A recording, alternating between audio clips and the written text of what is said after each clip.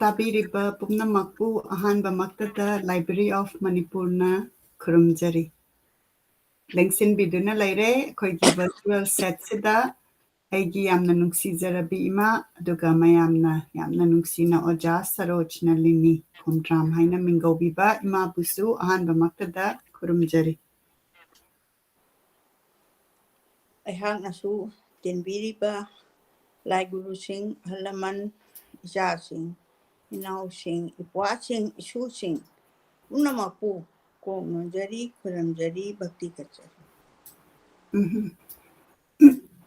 ꯄꯨꯝꯅꯃꯛꯅ ꯑꯩꯈꯣꯏ ꯃꯌꯥꯝ ꯁ꯭ꯇꯥꯔꯠ ꯇꯧꯕꯁꯤꯗ ꯑꯩꯈꯣꯏꯒꯤ ꯃꯊꯛ ꯅꯥꯏꯅ ꯁꯦꯇꯔꯗꯦ ꯈꯨꯗꯤꯡꯒꯤ ꯃꯅꯤꯄꯨꯔꯤ ꯂꯤꯇꯔꯦꯆꯔꯗ ꯐꯣꯀꯁ ꯇꯧꯔꯒ ꯃꯅꯤꯄꯨꯔꯤꯒꯤ ꯂꯤꯇꯔꯦꯆꯔꯗ ꯀꯔꯝꯕ ꯂꯥꯏꯔꯤꯛ ꯂꯩ ꯀꯔꯝꯕ ꯑꯣꯊꯔꯅ ꯀꯔꯤ ꯏꯔꯝꯃꯤ ꯍꯥꯏꯕꯒꯤ ꯃꯇꯥꯡꯁꯤꯗ ꯑꯩꯈꯣꯏꯅ ꯆꯠꯊꯖꯔꯛꯄ ꯄ꯭ꯔꯣꯒ꯭ꯔꯥꯝ ꯑꯁꯤ ꯇꯥꯃꯤꯟꯅꯁꯤ ꯃꯤꯅꯤꯠ ꯑꯃꯇꯪ ꯀꯥꯏꯊꯣꯛꯄꯤꯔꯒ ꯁꯣꯁꯤꯌꯦꯜ ꯃꯤꯗꯤꯌꯥꯗ ꯑꯃꯨꯛꯇꯪ ꯁꯦꯌꯔ ꯇꯧꯕꯤꯌꯨ ꯑꯗꯨꯒ ꯑꯩꯈꯣꯏ ꯃꯌꯥꯝ ꯉꯁꯤꯒꯤ ꯄ꯭ꯔꯣꯒ꯭ꯔꯥꯝ ꯑꯁꯤꯗ ꯏꯃꯥꯅ ꯀꯔꯤ ꯑꯩꯈꯣꯏꯒꯤꯗꯃꯛꯇ ꯄꯥꯕꯤꯔꯒ ꯏꯟꯇ꯭ꯔꯣꯗ꯭ꯌꯨꯁ ꯇꯧꯕꯤꯒꯗꯕꯅꯣ ꯍꯥꯏꯕꯗꯨ ꯑꯩꯈꯣꯏ ꯃꯌꯥꯝ ꯇꯥꯃꯤꯟꯅꯁꯤ ꯑꯗꯨꯒ ꯌꯦꯡꯕꯤꯔꯤꯕ ꯄꯨꯝꯅꯃꯛꯅ ꯀꯗꯥꯏꯗꯒꯤ ꯌꯦꯡꯕꯤꯔꯛꯏꯕꯅꯣ ꯍꯥꯏꯕꯗꯨ ꯁꯣꯏꯗꯅ ꯀꯃꯦꯟꯇ ꯇꯧꯕꯤꯔꯛꯎ ꯑꯩꯅꯁꯨ ꯇꯦꯛꯅꯤꯀꯦꯜꯂꯤ ꯑꯃꯇꯪ ꯁꯦꯌꯔ ꯌꯦꯡꯖꯒꯦ ꯑꯗꯨꯒ ꯁꯦꯌꯔ ꯇꯧꯖꯒꯦ ꯑꯩꯅ ꯇꯧꯔꯤꯉꯩꯁꯤꯗ ꯏꯃꯥ ꯀꯃꯥꯏꯅ ꯇꯧꯕꯤꯔꯤ ꯍꯥꯏꯕꯗꯨ ꯑꯩꯈꯣꯏ ꯃꯌꯥꯝꯗ ꯑꯃꯇꯪ ꯄꯥꯎꯗꯝꯕꯤꯌꯨ ꯑꯩꯍꯥꯛ ꯑꯗꯨꯝ ꯂꯩꯖꯔꯤ ꯍꯥꯏꯕ ꯇꯥꯔꯦ ꯏꯆꯥꯁꯤꯡ ꯊꯣꯛꯂꯛꯀꯅꯤ ꯍꯥꯏꯕꯗꯨꯗ ꯋꯥꯈꯜ ꯁꯥꯒꯠꯇꯅ ꯀꯔꯤ ꯄꯤꯖꯁꯤꯒꯦ ꯀꯥꯏꯅ ꯈꯜꯂꯀꯥꯟꯗ ꯁꯨꯝ ꯂꯩꯕꯗꯨꯗꯒꯤ ꯑꯗꯨ ꯈꯛꯇ ꯈꯟꯗꯅ ꯂꯩꯕꯗꯤ ꯌꯥꯗꯕꯅꯤꯅ ꯌꯥꯝ ꯅꯨꯡꯉꯥꯏꯕ ꯀꯩꯅꯣ ꯑꯃ ꯉꯁꯤꯁꯦ ꯅꯣꯏꯒꯤ ꯅꯦꯅꯦ ꯆꯤꯇ꯭ꯔꯒꯤ ꯃꯥꯒꯤ ꯅꯦꯍꯔꯨ ꯌꯨꯕ ꯀꯦꯟꯗ꯭ꯔꯒꯤ ꯑꯩꯈꯣꯏꯒꯤ ꯁꯪꯒꯥꯏ ꯑꯗꯨꯗ ꯑꯩꯈꯣꯏ ꯔꯤꯁꯦꯞꯁꯟ ꯑꯃ ꯇꯧꯁꯤ ꯅꯆꯦꯕꯦꯝꯃ ꯎꯜꯀꯥꯗꯣ ꯀꯩꯅꯣꯅꯤ ꯆꯤꯌꯔ ꯄꯥꯔꯁꯟ ꯋꯨꯃꯦꯟ ꯀꯃꯤꯁꯟꯒꯤ ꯑꯣꯏꯔꯦ ꯑꯗꯨꯅ ꯑꯩꯈꯣꯏ ꯅꯨꯡꯉꯥꯏꯕ ꯐꯣꯡꯗꯣꯛꯁꯤꯅ ꯍꯥꯏꯔꯦ ꯑꯗꯩꯗꯨꯗ ꯑꯩꯈꯣꯏꯒꯤ ꯍꯧꯖꯤꯛꯀꯤ ꯀꯦꯟꯗ꯭ꯔꯒꯤ ꯑꯩꯈꯣꯏꯒꯤꯗ ꯂꯩꯔꯤꯕ ꯁꯪꯁꯤꯗꯤ ꯇꯪꯈꯥꯏ ꯑꯃꯁꯨ ꯂꯝꯕꯤ ꯀꯛꯄꯗ ꯌꯥꯎꯔꯅꯤꯅ ꯁꯦꯝꯖꯤꯟꯗ꯭ꯔꯦ ꯑꯗꯨꯅ ꯅꯦꯅꯦ ꯆꯤꯇ꯭ꯔꯒꯤ ꯌꯨꯝꯗ ꯀꯩꯅꯣ ꯇꯧꯋꯦ ꯑꯩꯈꯣꯏꯒꯤ ꯏꯕꯦꯝꯃ ꯑꯩꯒꯤ ꯏꯅꯥꯎ ꯎꯜꯀꯥꯁꯦ ꯔꯤꯁꯦꯞꯁꯟ ꯇꯧꯅꯤ ꯍꯥꯏꯗꯅ ꯑꯩꯈꯣꯏ ꯃꯤ ꯊꯣꯏꯗꯣꯛꯅ ꯌꯥꯝꯕ ꯅꯠꯇꯦ ꯃꯆꯪ ꯑꯣꯏꯕ ꯃꯤ ꯑꯣꯏꯅ ꯉꯥꯛꯇꯗꯤ ꯇꯤꯜꯂꯤ ꯀꯩꯅꯣꯗ ꯔꯤꯁꯦꯞꯁꯟꯗꯨꯗ ꯑꯗꯣ ꯑꯩꯁꯨ ꯃꯇꯝ ꯆꯥꯅ ꯑꯗꯨꯝ ꯆꯠꯂꯦ ꯃꯔꯝꯗꯤ ꯑꯩ ꯏꯅꯥꯎ ꯎꯜꯀꯥꯁꯤ ꯌꯥꯝꯅ ꯑꯩꯈꯣꯏꯒ ꯀꯔꯤ ꯍꯥꯏꯅꯤ ꯀꯩꯅꯣ ꯑꯦꯇꯦꯆꯃꯦꯟ ꯂꯩꯕ ꯍꯥꯏꯒꯗ꯭ꯔꯥ ꯑꯩꯈꯣꯏꯒꯤ ꯍꯦꯛ ꯀꯩꯅꯣꯝ ꯇꯧꯕꯗ ꯑꯗꯨꯝ ꯆꯦꯟꯅꯔꯛꯄ ꯃꯥꯒꯤ ꯀꯩꯅꯣꯝ ꯇꯧꯕꯗ ꯑꯩꯅ ꯆꯦꯟꯕ ꯑꯗꯨꯒꯨꯝꯕ ꯌꯥꯝꯅ ꯐ꯭ꯔꯦꯟꯂꯤ ꯑꯣꯏꯅ ꯑꯉꯥꯡ ꯑꯣꯏꯔꯒꯁꯨ ꯂꯣꯏꯅꯕ ꯑꯗꯨꯒꯨꯝꯕ ꯏꯅꯥꯎꯅꯤ ꯑꯩꯈꯣꯏꯒꯤ ꯏꯃꯨꯜꯗꯁꯨ ꯃꯥ ꯋꯥ ꯐꯖꯅ ꯉꯥꯡꯈꯤꯕꯅꯤ ꯎꯜꯀꯥꯅ ꯏꯃꯨꯜꯒꯤ ꯀꯨꯏꯔꯕꯒꯤ ꯃꯃꯥꯡꯁꯤꯗ ꯑꯗꯨꯅ ꯃꯥꯅ ꯁꯣꯁꯦꯜ ꯋꯥꯔꯛ ꯇꯧꯔꯛꯄꯁꯤꯗꯤ ꯌꯥꯝ ꯀꯨꯏꯔꯕ ꯅꯦꯅꯦ ꯆꯤꯇ꯭ꯔ ꯍꯣꯏ ꯃꯣꯏ ꯄꯥꯔꯇꯤꯁꯦ ꯑꯗꯨꯅ ꯑꯩꯁꯨ ꯁꯣꯁꯦꯜꯁꯤ ꯄꯥꯝꯕꯅꯤꯅ ꯃꯣꯏ ꯍꯦꯛ ꯍꯥꯏꯕꯗꯣ ꯂꯥꯛꯎ ꯍꯥꯏꯔꯁꯨ ꯑꯩꯁꯨ ꯑꯗꯨꯝ ꯍꯦꯛ ꯆꯠꯄ ꯑꯗꯨꯃꯥꯏꯅ ꯇꯧꯕꯗꯣ ꯉꯁꯤꯗꯤ ꯌꯥꯝ ꯅꯨꯡꯉꯥꯏꯔꯦ ꯑꯗꯨ ꯃꯉꯣꯟꯗ ꯑꯩꯅ ꯈꯨꯗꯣꯜ ꯄꯣꯠ ꯑꯣꯏꯅ ꯑꯩꯈꯣꯏꯒꯤ ꯂꯥꯏꯕ꯭ꯔꯦꯔꯤ ꯑꯣꯐ ꯃꯅꯤꯄꯨꯔꯒꯤ ꯁꯥꯏꯠꯇꯒꯤ ꯑꯩꯅ ꯄꯤꯕ ꯅꯠꯇꯦ ꯂꯥꯏꯕ꯭ꯔꯦꯔꯤ ꯑꯣꯐ ꯃꯅꯤꯄꯨꯔ ꯁꯥꯏꯠꯇꯒꯤ ꯌꯥꯝ ꯆꯝꯕ ꯈꯨꯗꯣꯜ ꯀꯞ ꯑꯃꯅꯦ ꯃꯥ ꯅꯨꯡꯇꯤꯒꯤ ꯆꯥ ꯊꯛꯑꯣꯏꯅ ꯑꯗꯨꯒ ꯗꯥꯏꯔꯤ ꯑꯃꯒ ꯀꯥꯔꯠ ꯈꯔꯒ ꯑꯗꯨꯃꯥꯏꯅ ꯇꯧꯗꯅ ꯈꯨꯗꯣꯜ ꯄꯣꯠ ꯑꯣꯏꯅꯒ ꯇꯝꯗꯅ ꯊꯧꯔꯝꯗꯨ ꯄꯨꯡ 1 ꯍꯧꯔꯒ 3 ꯆꯞ ꯆꯥꯅ ꯂꯣꯏꯌꯦ ꯑꯗꯨꯒ ꯑꯩ ꯏꯅꯥꯎ ꯎꯜꯀꯥꯅꯁꯨ ꯃꯥꯏ ꯒꯥꯔꯤ ꯑꯍꯟꯕꯒ ꯇꯧꯗꯅ ꯏꯆꯦꯃ ꯅꯪ ꯊꯤꯜꯂꯝꯒꯦꯅ ꯑꯩ ꯒꯦꯠ ꯐꯥꯎ ꯊꯥꯗꯕꯤꯔꯝꯃꯦ ꯑꯗꯨꯅ ꯑꯩ ꯄꯨꯛꯅꯤꯡ ꯅꯨꯡꯉꯥꯏꯕ ꯅꯨꯃꯤꯠ ꯑꯣꯏꯔꯦ ꯉꯥꯏꯍꯥꯛꯇꯪꯒꯤ ꯑꯣꯏꯔꯁꯨ ꯑꯗꯨꯃꯥꯏꯅ ꯇꯧꯗꯅ ꯃꯥꯒꯤ ꯔꯤꯁꯦꯞꯁꯟꯗꯨ ꯇꯧꯔꯕ ꯃꯇꯨꯡꯗ ꯉꯁꯤ ꯄꯥꯒꯖꯒꯗꯧꯔꯤꯕ ꯀꯩꯅꯣ ꯑꯩꯈꯣꯏꯒꯤ ꯄꯔꯥꯁꯤꯅ ꯍꯥꯏꯖꯕ ꯇꯥꯔꯦ ꯑꯩꯈꯣꯏꯅ ꯃꯌꯥꯝꯅꯁꯨ ꯌꯥꯝꯅ ꯄꯥꯝꯅ ꯑꯗꯒꯤ ꯄꯥꯕꯨꯡ ꯇꯣꯟꯕꯤ ꯑꯗꯒꯤ ꯑꯣꯖꯥ ꯏꯕꯣꯍꯟꯕꯤ ꯃꯣꯏ ꯌꯥꯝꯅ ꯍꯔꯥꯎꯖꯩ ꯃꯔꯝꯗꯤ ꯋꯥꯔꯤ ꯃꯆꯥ ꯏꯕ ꯑꯦꯂꯥꯡꯕꯝ ꯔꯖꯅꯤꯀꯥꯟꯇ ꯃꯥꯒꯤ ꯀꯔꯤꯒꯨꯝꯕ ꯋꯥꯔꯤ ꯃꯆꯥ ꯑꯃ ꯐꯥꯎꯕ ꯑꯩꯅ ꯏꯟꯇ꯭ꯔꯣꯗ꯭ꯌꯨꯁ ꯇꯧꯗ꯭ꯔꯤꯕ ꯑꯗꯨꯅ ꯔꯖꯅꯤꯀꯥꯟꯇꯁꯦ ꯑꯃꯨꯛ ꯂꯥꯏꯕ꯭ꯔꯦꯔꯤꯒꯤꯗ ꯍꯥꯞꯆꯤꯟꯁꯤ ꯍꯥꯏꯗꯅ ꯁꯖꯦꯁꯟ ꯄꯤꯕꯤꯔꯛꯇꯅ ꯑꯩꯅ ꯂꯥꯏꯔꯤꯛꯇꯨ ꯌꯥꯝ ꯂꯥꯏꯅ ꯅꯆꯦ ꯁꯨꯁꯤꯂꯥꯅ ꯅꯆꯦꯕꯦꯝ ꯁꯨꯁꯤꯂꯥꯅ ꯊꯤꯟꯕꯤꯔꯛꯑꯦ ꯀꯥꯂꯦꯟ ꯊꯥꯒꯤ ꯂꯩꯕꯥꯛ ꯂꯩꯁꯤꯃꯗꯤ ꯑꯗꯨꯒ ꯑꯇꯣꯞꯄ ꯗꯣꯀꯨꯃꯦꯟꯁꯤꯡꯁꯤꯅ ꯑꯩꯈꯣꯏꯒꯤ ꯏꯅꯥꯎ ꯏꯕꯦꯝ ꯄꯤꯁꯛ ꯃꯥꯒꯤ ꯂꯣꯏꯅꯕꯤ ꯑꯣꯏꯔꯝꯕꯤ ꯂꯩꯈꯤꯗ꯭ꯔꯕꯒꯤ ꯔꯖꯅꯤꯀꯥꯟꯇꯁꯦ ꯅꯣꯡꯒꯥꯈ꯭ꯔꯦ adugi mana nahanchi lanaba tawdana documents mayamam su aingonda thimbir ami masa lengaktana adumai tawdana aina machi pajaga dori base wari macha su thongna ibadane akhoi manipur sidi angakpa leibak amani ko mana iribagi khui se nahangai parai ba wari macha phana yame ko aduga ne mana heli mana tai haibana taba top pa magi writing style do adugi angakpa ama poksei aduga loina na magi kaino se akhoi magi maramda magi pokfam adagi ma kai tawramba haibasimadi aina sagatpada khitang wabadagi wari macha iba ilangbam rajnikantana nongka khibada haidana sahitya amasung sanskriti dr nongaikem tombi sing ai nongai pandit na idana leiba kuiraba si kano na chare koigi tinnaga su chara ban yam siba ama thengna dana ibe mana pirambani ibe mai bem bisangna aduna admai tawdana masida magi detail se loina bak iram biramba ojana ojadi yam kupna thibanina admai tawdana masima aina magi maramda pathoki haina ai thorang tawjare huji yamna nungai ngasi anauba haibati akhoi-gidamakta anauba author ama laukhatpiraga imana akhoi-da share tawbagi thorang tawbibagi-damakta aduga ngasi hujik mayam lengsinbirai pumnamakna second amatang kaithokpiraga amtang social media da share tawbiyu akhoi mayam taminasi akhoi-gisi imana mathang paikhatlakpadagi akhoi program se horakpadagidi knowledge amna leire akhoi hujik ikaiba ama phaure hana akhoina thigattabagi leiramdaba oirame leirambadi pura sana diamond dagi henna precious oiba pot mayam si fazana leibani ado akhoi mayam semkatminasi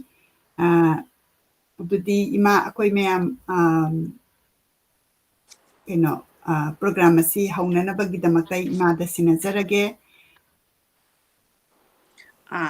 puna maku amuka hana khurimjari loina na ngasi aina lokhat chagadoriba wari machagi lairik se masi kalen thagi leipak lei sikhatana te ate lairik mayam amsu ibirami kalen thagi leipak lei ai mayam da uchage masi gi lairik se masi gi manungda yauriba wari macha singse sigi amuk khangat charaga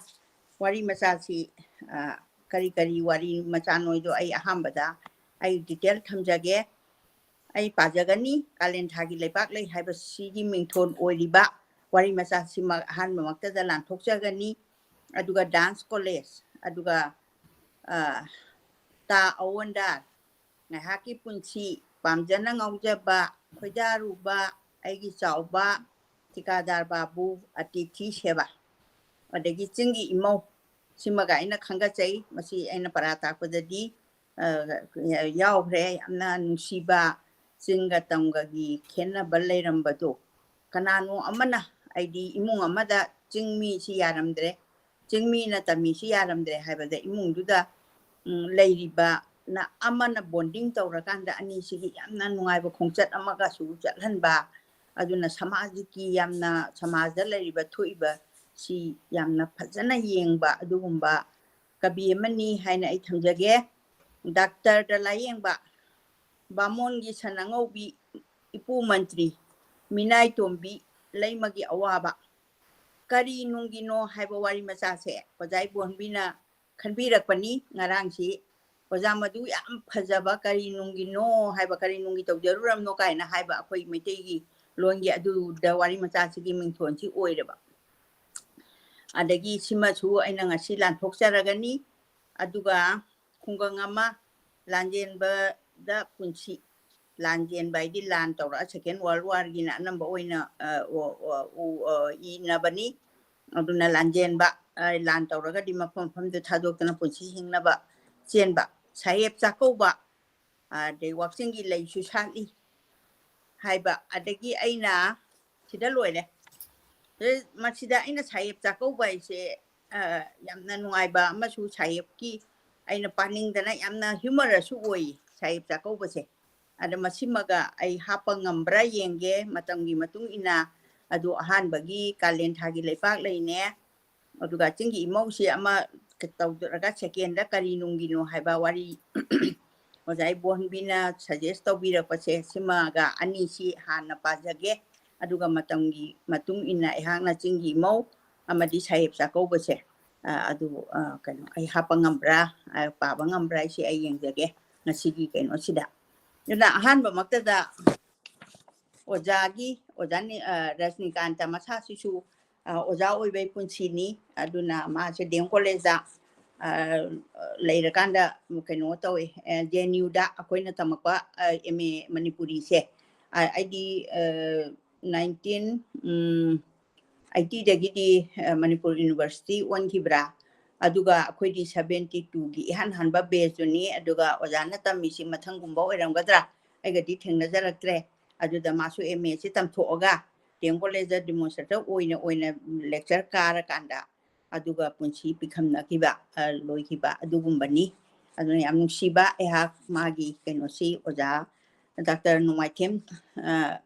ꯇꯣꯝꯕꯤ ꯁꯤꯡꯅ ꯁꯥꯍꯤꯇ꯭ꯌ ꯑꯃꯁꯨꯡ ꯁꯪꯁꯀ꯭ꯔꯤꯇꯤ ꯍꯥꯏꯕꯁꯤꯗ ꯅꯩꯅꯕꯁꯤ ꯇꯥꯕꯤꯔꯀꯥꯟꯗ ꯃꯥꯒꯤ ꯄꯨꯟꯁꯤꯁꯦ ꯀꯔꯤꯅꯣ ꯍꯥꯏꯕꯁꯦ ꯑꯗꯨꯝ ꯃꯌꯥꯝꯅ ꯈꯪꯕꯤꯒꯅꯤꯅ ꯈꯟꯖꯩ ꯑꯩ ꯍꯧꯖꯔꯛꯂꯒꯦ ꯑꯦꯂꯥꯡꯕꯝ ꯔꯖꯅꯤꯀꯥꯟꯇ ꯁꯤꯡ ꯑꯥꯔ ꯀꯦ ꯑꯦꯂꯥꯡꯕꯝ ꯃꯌꯥꯝꯅ ꯈꯪꯅꯕꯁꯦ ꯌꯥꯝꯅ ꯀꯨꯏꯅ ꯆꯍꯤ ꯀꯌꯥꯃꯨꯛ ꯅꯥꯗꯨꯅ ꯃꯌꯨꯝꯗꯒꯤ ꯃꯄꯥꯟ ꯊꯣꯛꯇꯅ ꯂꯩꯈꯤꯕꯅꯤ ꯃꯥꯒꯤ ꯃꯋꯥ ꯃꯄꯥꯎ ꯇꯥꯈꯤꯗꯕꯁꯨ ꯌꯥꯝꯅ ꯀꯨꯏꯔꯦ ꯆꯍꯤ 5ꯔꯣꯝꯒꯤ ꯃꯃꯥꯡꯗ ꯅꯕꯦꯝꯕꯔꯒꯤ ꯇꯥꯡ 5 1995 1895ꯗ ꯁꯥꯍꯤꯇ꯭ꯌ ꯑꯦꯀꯥꯗꯃꯤ ꯅ꯭ꯌꯨ ꯗꯤꯜꯂꯤꯒ ꯃꯅꯤꯄꯨꯔ ꯁ꯭ꯇꯦꯠ ꯀꯂꯥ ꯑꯦꯀꯥꯗꯃꯤꯒ ꯈꯨꯠꯁꯝꯅꯔꯒ ꯃꯅꯤꯄꯨꯔ ꯁ꯭ꯇꯦꯠ ꯃ꯭ꯌꯨꯖꯤꯌꯝꯗ ꯃꯅꯤꯄꯨꯔꯤ ꯋꯥꯔꯤ ꯃꯆꯥꯒꯤ ꯋꯥꯔꯛꯁꯣꯞ ꯑꯃ ꯇꯧꯈꯤ ꯃꯗꯨꯗ ꯔꯖꯅꯤꯀꯥꯟꯇ ꯆꯩꯁꯨ ꯁꯨꯔꯗꯨꯅ ꯃꯤꯅ ꯁꯧꯔꯒ ꯌꯥꯝꯅ ꯋꯥꯅ ꯂꯥꯛꯈꯤ ꯃꯗꯨꯗ ꯃꯥꯒꯤ ꯐꯧ ꯆꯔꯣꯡ ꯀꯧꯕ ꯋꯥꯔꯤ ꯃꯆꯥ ꯑꯃ ꯄꯥꯈꯤ ꯃꯇꯝꯒꯤ ꯃꯅꯤꯄꯨꯔ ꯋꯥꯔꯤ ꯃꯆꯥ ꯁꯝꯄꯥꯗꯛ ꯔꯥꯖꯀꯨꯃꯥꯔ ꯃꯅꯤ ꯁꯤꯡ ꯃꯅꯤꯄꯨꯔ ꯁ꯭ꯇꯦꯠ ꯀꯂꯥ ꯑꯦꯀꯥꯗꯃꯤ 1997 ꯑꯁꯤꯗ ꯌꯦꯡꯕꯤꯌꯨ ꯃꯁꯤꯅ ꯃꯥꯒꯤ ꯑꯔꯣꯏꯕ ꯃꯤꯃꯥꯡ ꯊꯣꯛꯄ ꯊꯧꯗꯣꯛ ꯑꯣꯏꯔꯝꯒꯅꯤ ꯅꯤꯡꯉꯤ ꯋꯥꯔꯤ ꯃꯆꯥ ꯑꯁꯤꯁꯨ ꯃꯥꯒꯤ ꯏꯀꯣꯟ ꯀꯣꯟꯅ ꯏꯕ ꯑꯣꯏꯔꯝꯕ ꯌꯥꯏ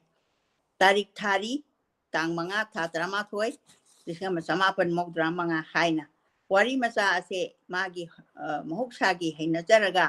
ꯂꯩꯇ ꯂꯥꯏꯔꯕꯒꯤ ꯊꯤꯝꯗ ꯏꯕꯅꯤ ꯑꯩꯈꯣꯏ ꯃꯅꯤꯄꯨꯔꯁꯤ ꯂꯩꯇ ꯂꯥꯏꯔꯅ ꯊꯟꯕ ꯂꯩꯕꯥꯛ ꯑꯣꯏꯕꯅꯤ ꯌꯦꯡꯕꯗ ꯏꯅꯥꯛ ꯈꯨꯟꯕ ꯃꯥꯟꯕꯒꯤ ꯋꯥꯅꯤ ꯑꯍꯥꯟꯕꯒꯤ ꯈꯣꯡꯍꯧꯗꯁꯨ ꯌꯥꯝꯅ ꯂꯥꯏꯔꯅ ꯁꯤꯟꯐꯝ ꯇꯣꯉꯥꯟ ꯇꯣꯉꯥꯟꯕ ꯂꯧꯕ ꯑꯗꯨꯒ ꯏꯁꯥꯒꯤ ꯀꯩꯅꯣꯁꯦ ꯑꯩꯈꯣꯏꯅ ꯑꯗꯨꯃꯥꯏꯅ ꯇꯧꯔꯒ ꯆꯥꯔꯒ ꯍꯤꯡꯕ ꯑꯗꯨꯒꯨꯝꯕ ꯂꯩꯄꯥꯛ ꯑꯃꯗꯤ ꯑꯣꯏꯅ ꯂꯥꯛꯄ ꯑꯗꯨꯅ ꯃꯥꯅ ꯍꯥꯏꯔꯤ ꯋꯥꯔꯤ ꯃꯆꯥ ꯑꯁꯤ ꯃꯍꯧꯁꯥꯒꯤ ꯍꯩꯅꯖꯔꯒ ꯂꯩꯇ ꯂꯥꯏꯔ ꯊꯤꯝꯗ ꯏꯕꯅꯦꯕ ꯂꯧ ꯎꯕ ꯇꯣꯝꯕꯤꯔꯩ ꯃꯇꯩ ꯃꯅꯥꯎꯅ ꯀꯨꯝꯁꯤꯗꯤ ꯂꯧ ꯌꯥꯝꯅ ꯀꯣꯠꯇ ꯐꯧ ꯈꯔ ꯍꯥꯞꯄ ꯉꯝꯂꯒꯅꯤ ꯃꯈꯨꯠꯅ ꯎꯖꯕ ꯂꯧ ꯆꯥꯖꯕ ꯐꯪꯂꯒꯅꯤ ꯈꯟꯖꯗꯨꯅ ꯅꯨꯡꯉꯥꯏꯅꯕ ꯃꯪꯂꯥꯟꯒꯤ ꯑꯁꯥꯗ ꯇꯧꯖꯕ ꯑꯗꯨꯕꯨ ꯂꯧ ꯌꯩꯕ ꯅꯨꯃꯤꯠꯇ ꯂꯧꯄꯨꯗꯨ ꯂꯥꯛꯂꯒ ꯂꯣꯏꯅ ꯈꯣꯝꯗꯨꯅ ꯄꯨꯈꯤꯕꯗꯒꯤ ꯒꯇꯤ ꯂꯩꯇ꯭ꯔꯕꯒꯤ ꯋꯥꯔꯤ ꯑꯃꯅꯤ ꯇꯣꯝꯕꯒꯤ ꯂꯧꯕꯨꯛꯇ ꯂꯩꯍꯧꯔꯤꯕ ꯐꯧ ꯍꯥꯏꯕꯕꯨ ꯇꯣꯝꯕꯤꯔꯩꯒꯤ ꯃꯅꯥꯗ ꯌꯥꯜꯂꯤꯕ ꯐꯧ ꯆꯔꯣꯡ ꯃꯅꯥꯗ ꯌꯥꯜꯂꯤꯕ ꯑꯩ ꯐꯧꯗꯨ ꯌꯩꯕ ꯍꯧꯔꯛꯄꯗ ꯐꯧ ꯆꯔꯣꯡ ꯑꯃ ꯂꯥꯏꯀꯠꯂꯒ ꯃꯅꯥꯗ ꯌꯥꯟꯁꯤꯟꯕꯗꯨꯅꯤ ꯑꯗꯨꯃꯇꯪ ꯃꯉꯥꯏꯔꯦ ꯇꯣꯝꯕꯤꯔꯩꯅ ꯃꯊꯕꯥꯛꯇ ꯃꯈꯨꯠ ꯊꯝꯂꯗꯨꯅ ꯌꯥꯝꯅ ꯄꯨꯛꯅꯤꯡ ꯅꯨꯡꯁꯤꯅ ꯂꯧ ꯌꯩꯕꯗꯨꯒꯤ ꯃꯐꯝꯗ ꯍꯤ ꯀꯞꯂꯝꯃꯤ ꯇꯣꯝꯕꯅ ꯂꯧꯔꯤ ꯃꯊꯛꯇ ꯇꯞꯅ ꯐꯝꯊꯔꯝꯃꯤ ꯀꯞꯂꯤꯕ ꯃꯥꯒꯤ ꯅꯨꯄꯤꯕꯨ ꯑꯁꯨꯝꯅ ꯊꯦꯝꯂꯝꯃꯤ ꯅꯪꯁꯦ ꯅꯨꯄꯤ ꯃꯥꯟꯗꯦꯗꯀꯣ ꯃꯁꯤ ꯍꯥꯏꯔꯒ ꯃꯅꯥꯗ ꯆꯤꯜꯂꯤꯕ ꯐꯧ ꯆꯔꯣꯡꯗꯨ ꯂꯧꯏ ꯑꯗꯨꯒ ꯅꯨꯡꯁꯤꯅ ꯆꯨꯞꯂꯝꯃꯤ ꯃꯥꯒꯤ ꯈ꯭ꯔꯤꯁꯇꯒꯤ ꯀꯨꯝꯖꯥ 1991 ꯁꯥꯍꯤꯇ꯭ꯌ ꯑꯦꯀꯥꯗꯃꯤ ꯑꯦꯋꯥꯔꯗ ꯐꯪꯈ꯭ꯔꯕ ꯀꯥꯂꯦꯟ ꯊꯥꯒꯤ ꯂꯩꯄꯥꯛ ꯂꯩ ꯉꯁꯤ ꯂꯥꯟꯊꯣꯛꯆꯒꯗꯣꯔꯤꯁꯦ 1987 ꯋꯥꯔꯤ ꯃꯆꯥ ꯑꯁꯤꯒꯤ ꯃꯤꯡꯊꯣꯟ ꯑꯣꯏꯔꯤꯕ ꯋꯥꯔꯤ ꯑꯁꯤꯕꯨ ꯍꯖꯤꯔꯥ ꯁꯨꯕꯤ ꯂꯥꯏꯔꯕꯤ ꯃꯩꯇꯩ ꯅꯨꯄꯤ ꯑꯃꯒꯤ ꯋꯥꯔꯤꯅꯤ ꯃꯥꯒꯤ ꯋꯥꯔꯤ ꯃꯆꯥ ꯑꯌꯥꯝꯕ ꯄꯣꯂꯣꯏꯗ ꯏꯊꯥ ꯊꯥꯖꯗꯅ ꯑꯣꯟꯅ ꯇꯩꯅꯕ ꯊꯣꯛꯄ ꯐꯤꯕꯝ ꯑꯁꯤ ꯎꯠꯂꯤ ꯃꯁꯤꯒꯤ ꯇꯦꯛꯅꯤꯛ ꯁꯤꯖꯤꯟꯅꯕꯗ ꯌꯥꯝꯅ ꯍꯩꯕ ꯑꯗꯨꯒꯨꯝꯕ ꯑꯏꯕꯝꯅꯤ ꯃꯁꯤ ꯑꯉꯟꯕꯗ ꯃꯥꯒꯤ ꯋꯥꯔꯤ ꯃꯆꯥꯁꯤꯡꯒꯤ ꯍꯧꯔꯛꯐꯝꯅꯤ ꯍꯧꯈꯤꯕ ꯖꯅꯋꯥꯔꯤꯒꯤ ꯇꯥꯡ 17 2000 ꯁꯤꯗ อายุอังันบัดมาชากิจะหิวหุ่นรามาทุยชุรกบัดปกปะลิสิงอามากะจามาปันกุนมาปันดะปกปะมาชากิยุมเอลังบุมเลกายดันนงกาคราบะเอลังบุมรัชนิการตาสิงหามันิปุกีมามิงจัดละบาวารีมาชาอีบะอามันมากิปุนชิกิลอยลำได้สรุปโตมากิมามิงตาคิเดสายเตกิจักตาตุมินนาปทาคิบะกุมโตคิอดูบุมันิปุกีวารีมาชากิอิติฮัสตาเขาก็ลักว่ามาทำดัดีวารีมาชาอีบะอามาโอยนะมามิงอามนะจัดคิบะมีปุ่งคุดิงมังนาชนะคิบะอีบะอามาโอยคีคันโดนยังวิวงาสิเดกิจะให้ยังใครมุกีมาอดุมนะโอยรำไปยัยมันพูดใช้เตกิพิบะมาทำตัวอีบะมาสิงชุยามลำเดหลายยามนะสุพงนะรำเดปาบีนะประชุมมีชุยามลำเดสายเตียตาวริบะกะลำปาไอดุนะหลายอีบะมิสักเสกขราตันีเขาจึงโอริบะสายเตกิพิบะงก็อันทุ่งนะเขนะครับมองอามันนี่พิชากวนมาทักตะพิชาผ่านก็วิพิชากวนกิมาทักให้เสพิชาบัดพัมนะบะผ่านพิชาผ่านและชาบีมาดิมาวนะซึ่งนั่นเลยกายกิลารีให้บรรนุปะมาจับพาระกันล้วนนะมาทบีปะฮัลละกะตานาริบะมาทำนี่ให้ไปดิมาทำตัวนุปีสิงเชลาริปะกันริมตากันกาเห็นนะไหลตั้มบ่โอยดับนุปีสิมาปานแก่ทั่วหนึ่งดับอิมุงยิทับสุบนนประสิทธิ์นะนั่นแบบหนึ่งจังหันบะมาปาสิงสินะพี่บ้ามาเสอันทุ่งนะเข็นนะครับมาทำนี้อดุนามานะเลยกายกิหลายที่เป็นความมาซามาพาระกะหลายตัวปะละกะตาริบะไม่ยามสินะเอาลูกป่าภาษาเนรมีล้วนปานนรมีนุชีนะบัดจิตีปีภาษานรมีมาคุดพะจาบะหลายให้บรรนุปามาซาสิงเนกละกะจิตีเอหลมีราสกุมารชิตอลเจตกีรุหินีปาบดะกับนริงไงมาทำนี้มาทำดูดาทุลกีเอลังปมรัสนิการตะกิจิงยาตามยาวารีมาซาลิสิงมาจามาปันยังใครมังะยุงกิโมกะวารีมาซาลิสิงมาจามาปันยังใครนิปันได้อีบะโดยนั่นนะลิสิงมาจามาปันหุมพูกิมาตอนได้ดาวารีมาซากิอากันบะอีหัวมาลักตริงไงดะลิสิงมาจามาปันนิพุตเรตะกินะหุมพูกิมาตำดะวารีมาซากินิงทกุมอามัตตังไงระบะวารีมาซาอีบะโมยนะมาตำอามัตมามิงเสกะกายนะปาลัมบะอีบะนี่ให้บะอีบะเอลังบอมรัสในการตะเสराजकुमार शीतल जी की मतुंगदा क्रिस्ता की कुमजाल लिसिंग मचामा पर निपुतरु ख्वाइदगी ममिंग चटप वारी मचा इबनी रजनीकांतना ओइखी वारी मचा इबदी रजनीकांतना ओइखी शीतल जी ना ममिंग चटप उपन्यासनी वारी मचा दनते शीतल जी की दिमागी इमा अदुगा था असिन सिंबा मागी उपन्यास इन सु लांथोक्सख्रबा वारी मचा दनते रजनीकांतगी मखुरा ngakpigani रजनीकांत की मखुता वारी मचा की फजबा मौंग ताबा मसक अमा उबा फंगी चौरांगना चाही कुन मंगारोंगी ममांगदा अइना रजनीकांत की वारी मचा की मरमदा असुमना इजकी वारी मचा अयाम्बा लेखंगना इंसु लिसिंग मचामापन यांखैहुमदोइदगी हौना मोदबुंग जूनियर हाई स्कूल दा ओजा ओइरिङैदा अइबा कबीसे इखिबा ओइबना चिंगी पुंसी अमदि नहा ओइरिङैगी अपाम नुंसिगी इथिल ममिता रजनीकांत शीतल जी की गुम आदर्शवादी अमा नते मागी पुंसीदा थेंगनाबा थौदो कयादु चुमना फजना येक्थोकपनी नुपा नुपीगी थमोय मरी उत्पा थोट नौरबा इपोम अमा फावी अवानागी चमचंबा वारीदसु पुंनिंग चंगसिनबा चिंगसिनबा ngami मागी खुयीदा पुंसीबु खरा खुपसिनना येंगसिनबा अमदि मफोंदोक्ता यौनो उत्पा ngambagi mami tai वारी सिंगी मनुंगदा थाजगी अयंगबा माइथोंग नुंसीबा थीबा यौसंग करी नुंगी सिंथानबा याय साहित्य नैनरोड लिसिंग अमा चमापन हुंबुद्रा तरे अदु रजनीकांत ना कोलिंगै मतम लिसिंग अमा चमापन यांखैदने हुंफु अस्वाइदा चही तरासे साहित्य की चेफोंग खरा फोंगनरखी मखोयदुदि मियेंग संपादक एलांगबम नीलकांत महा सरकारी संपादक नीलबी शास्त्री लिसिंग अमा चमापन यांखै निथोय दगी साहित्य इचेल संपादक खुमनथेंग इबुहल लिसिंग अमा चमापन यांखै इरा संपादक यंखोम ज्योतिन्द्र लिसिंग अमा चमापन हुंपुनिथोय असिना चिंगबा हाइरिबा चेफोंगसिंग असिगा रजनीकांतगा समनदुना वारेंग सैरेंग कया हाकी मथंगदा मियेंग इरा अमसुंग मखल मथेलगी संपादक अमु ओइखी संजेमबम नदिया सयांग राजकुमार सुरेंद्र जी का लोइनना अंगनबा मतमदा कवि सम्मेलन हौदोलपा कवि अमनी मागे सैरेंगी मपुंग ओइबा लारिक अमा फोंगलमद्रबसु महाक कवि अमा ओइना अदुमक सिंथाने ꯃꯥꯒꯤ ꯃꯉꯥꯜ ꯑꯃ ꯇꯤꯊ꯭ꯔꯖꯥꯇ꯭ꯔꯤ ꯇꯥꯖ ꯃꯍꯜ ꯄꯨꯟꯁꯤ ꯍꯥꯏꯔꯤꯕꯁꯤꯡꯁꯦ ꯃꯃꯤꯡ ꯆꯠꯂꯕ ꯁꯩꯔꯦꯡꯁꯤꯡꯅꯤ ꯁꯩꯔꯦꯡꯒꯤ ꯃꯃꯤꯡꯅꯤ ꯇꯤꯊ꯭ꯔꯖꯥꯇ꯭ꯔꯤ ꯑꯗꯨꯒ ꯇꯥꯖ ꯃꯍꯜꯒꯁꯦ ꯑꯗꯨꯒ ꯄꯨꯟꯁꯤ ꯑꯗꯨꯒ ꯃꯥꯒꯤ ꯇꯥꯖ ꯃꯍꯜ ꯍꯥꯏꯕ ꯁꯩꯔꯦꯡ ꯑꯁꯤꯗꯤ ꯀꯕꯤ ꯁꯃꯂꯦꯟ ꯀꯌꯥꯗ ꯇꯣꯏꯅ ꯊꯤꯈꯤꯕ ꯇꯥꯖꯈꯤ ꯁꯩꯔꯦꯡ ꯑꯁꯤ ꯃꯥꯅ ꯊꯋꯥꯏ ꯇꯥꯅ ꯊꯤꯈꯤꯕꯗꯨ ꯉꯁꯤꯁꯨ ꯑꯩꯅ ꯑꯣꯖꯥꯅ ꯅꯤꯡꯁꯤꯡꯂꯤ ꯃꯥꯅ ꯇꯠꯇꯅ ꯍꯥꯏꯈꯤ ꯇꯥꯖ ꯃꯍꯜ ꯃꯇꯝ ꯄꯨꯝꯅꯃꯛꯇ ꯅꯤꯡꯊꯤꯔꯕ ꯅꯪꯒꯤ ꯅꯨꯡꯉꯧꯒꯤ ꯃꯨꯔꯇꯤ ꯑꯁꯤꯅ ꯃꯥꯡꯕ ꯂꯩꯇ꯭ꯔꯕ ꯃꯇꯝꯒꯤ ꯁꯕꯠꯇ꯭ꯌ ꯑꯣꯏꯔꯤꯕꯣꯏꯗꯣ ꯑꯗꯨꯕꯨ ꯁꯃꯥꯖꯀꯤ ꯃꯤꯠꯀꯤ ꯄꯤꯅ ꯅꯪꯒꯤ ꯃꯛꯇ꯭ꯔꯕ ꯑꯉꯧꯕ ꯅꯨꯡꯉꯧꯒꯤ ꯐꯖꯕ ꯑꯁꯦ ꯁꯃꯥꯖꯀꯤ ꯀꯪꯗ꯭ꯔꯕ ꯃꯤꯠꯀꯤ ꯄꯤ ꯑꯣꯏꯔꯤꯗꯣ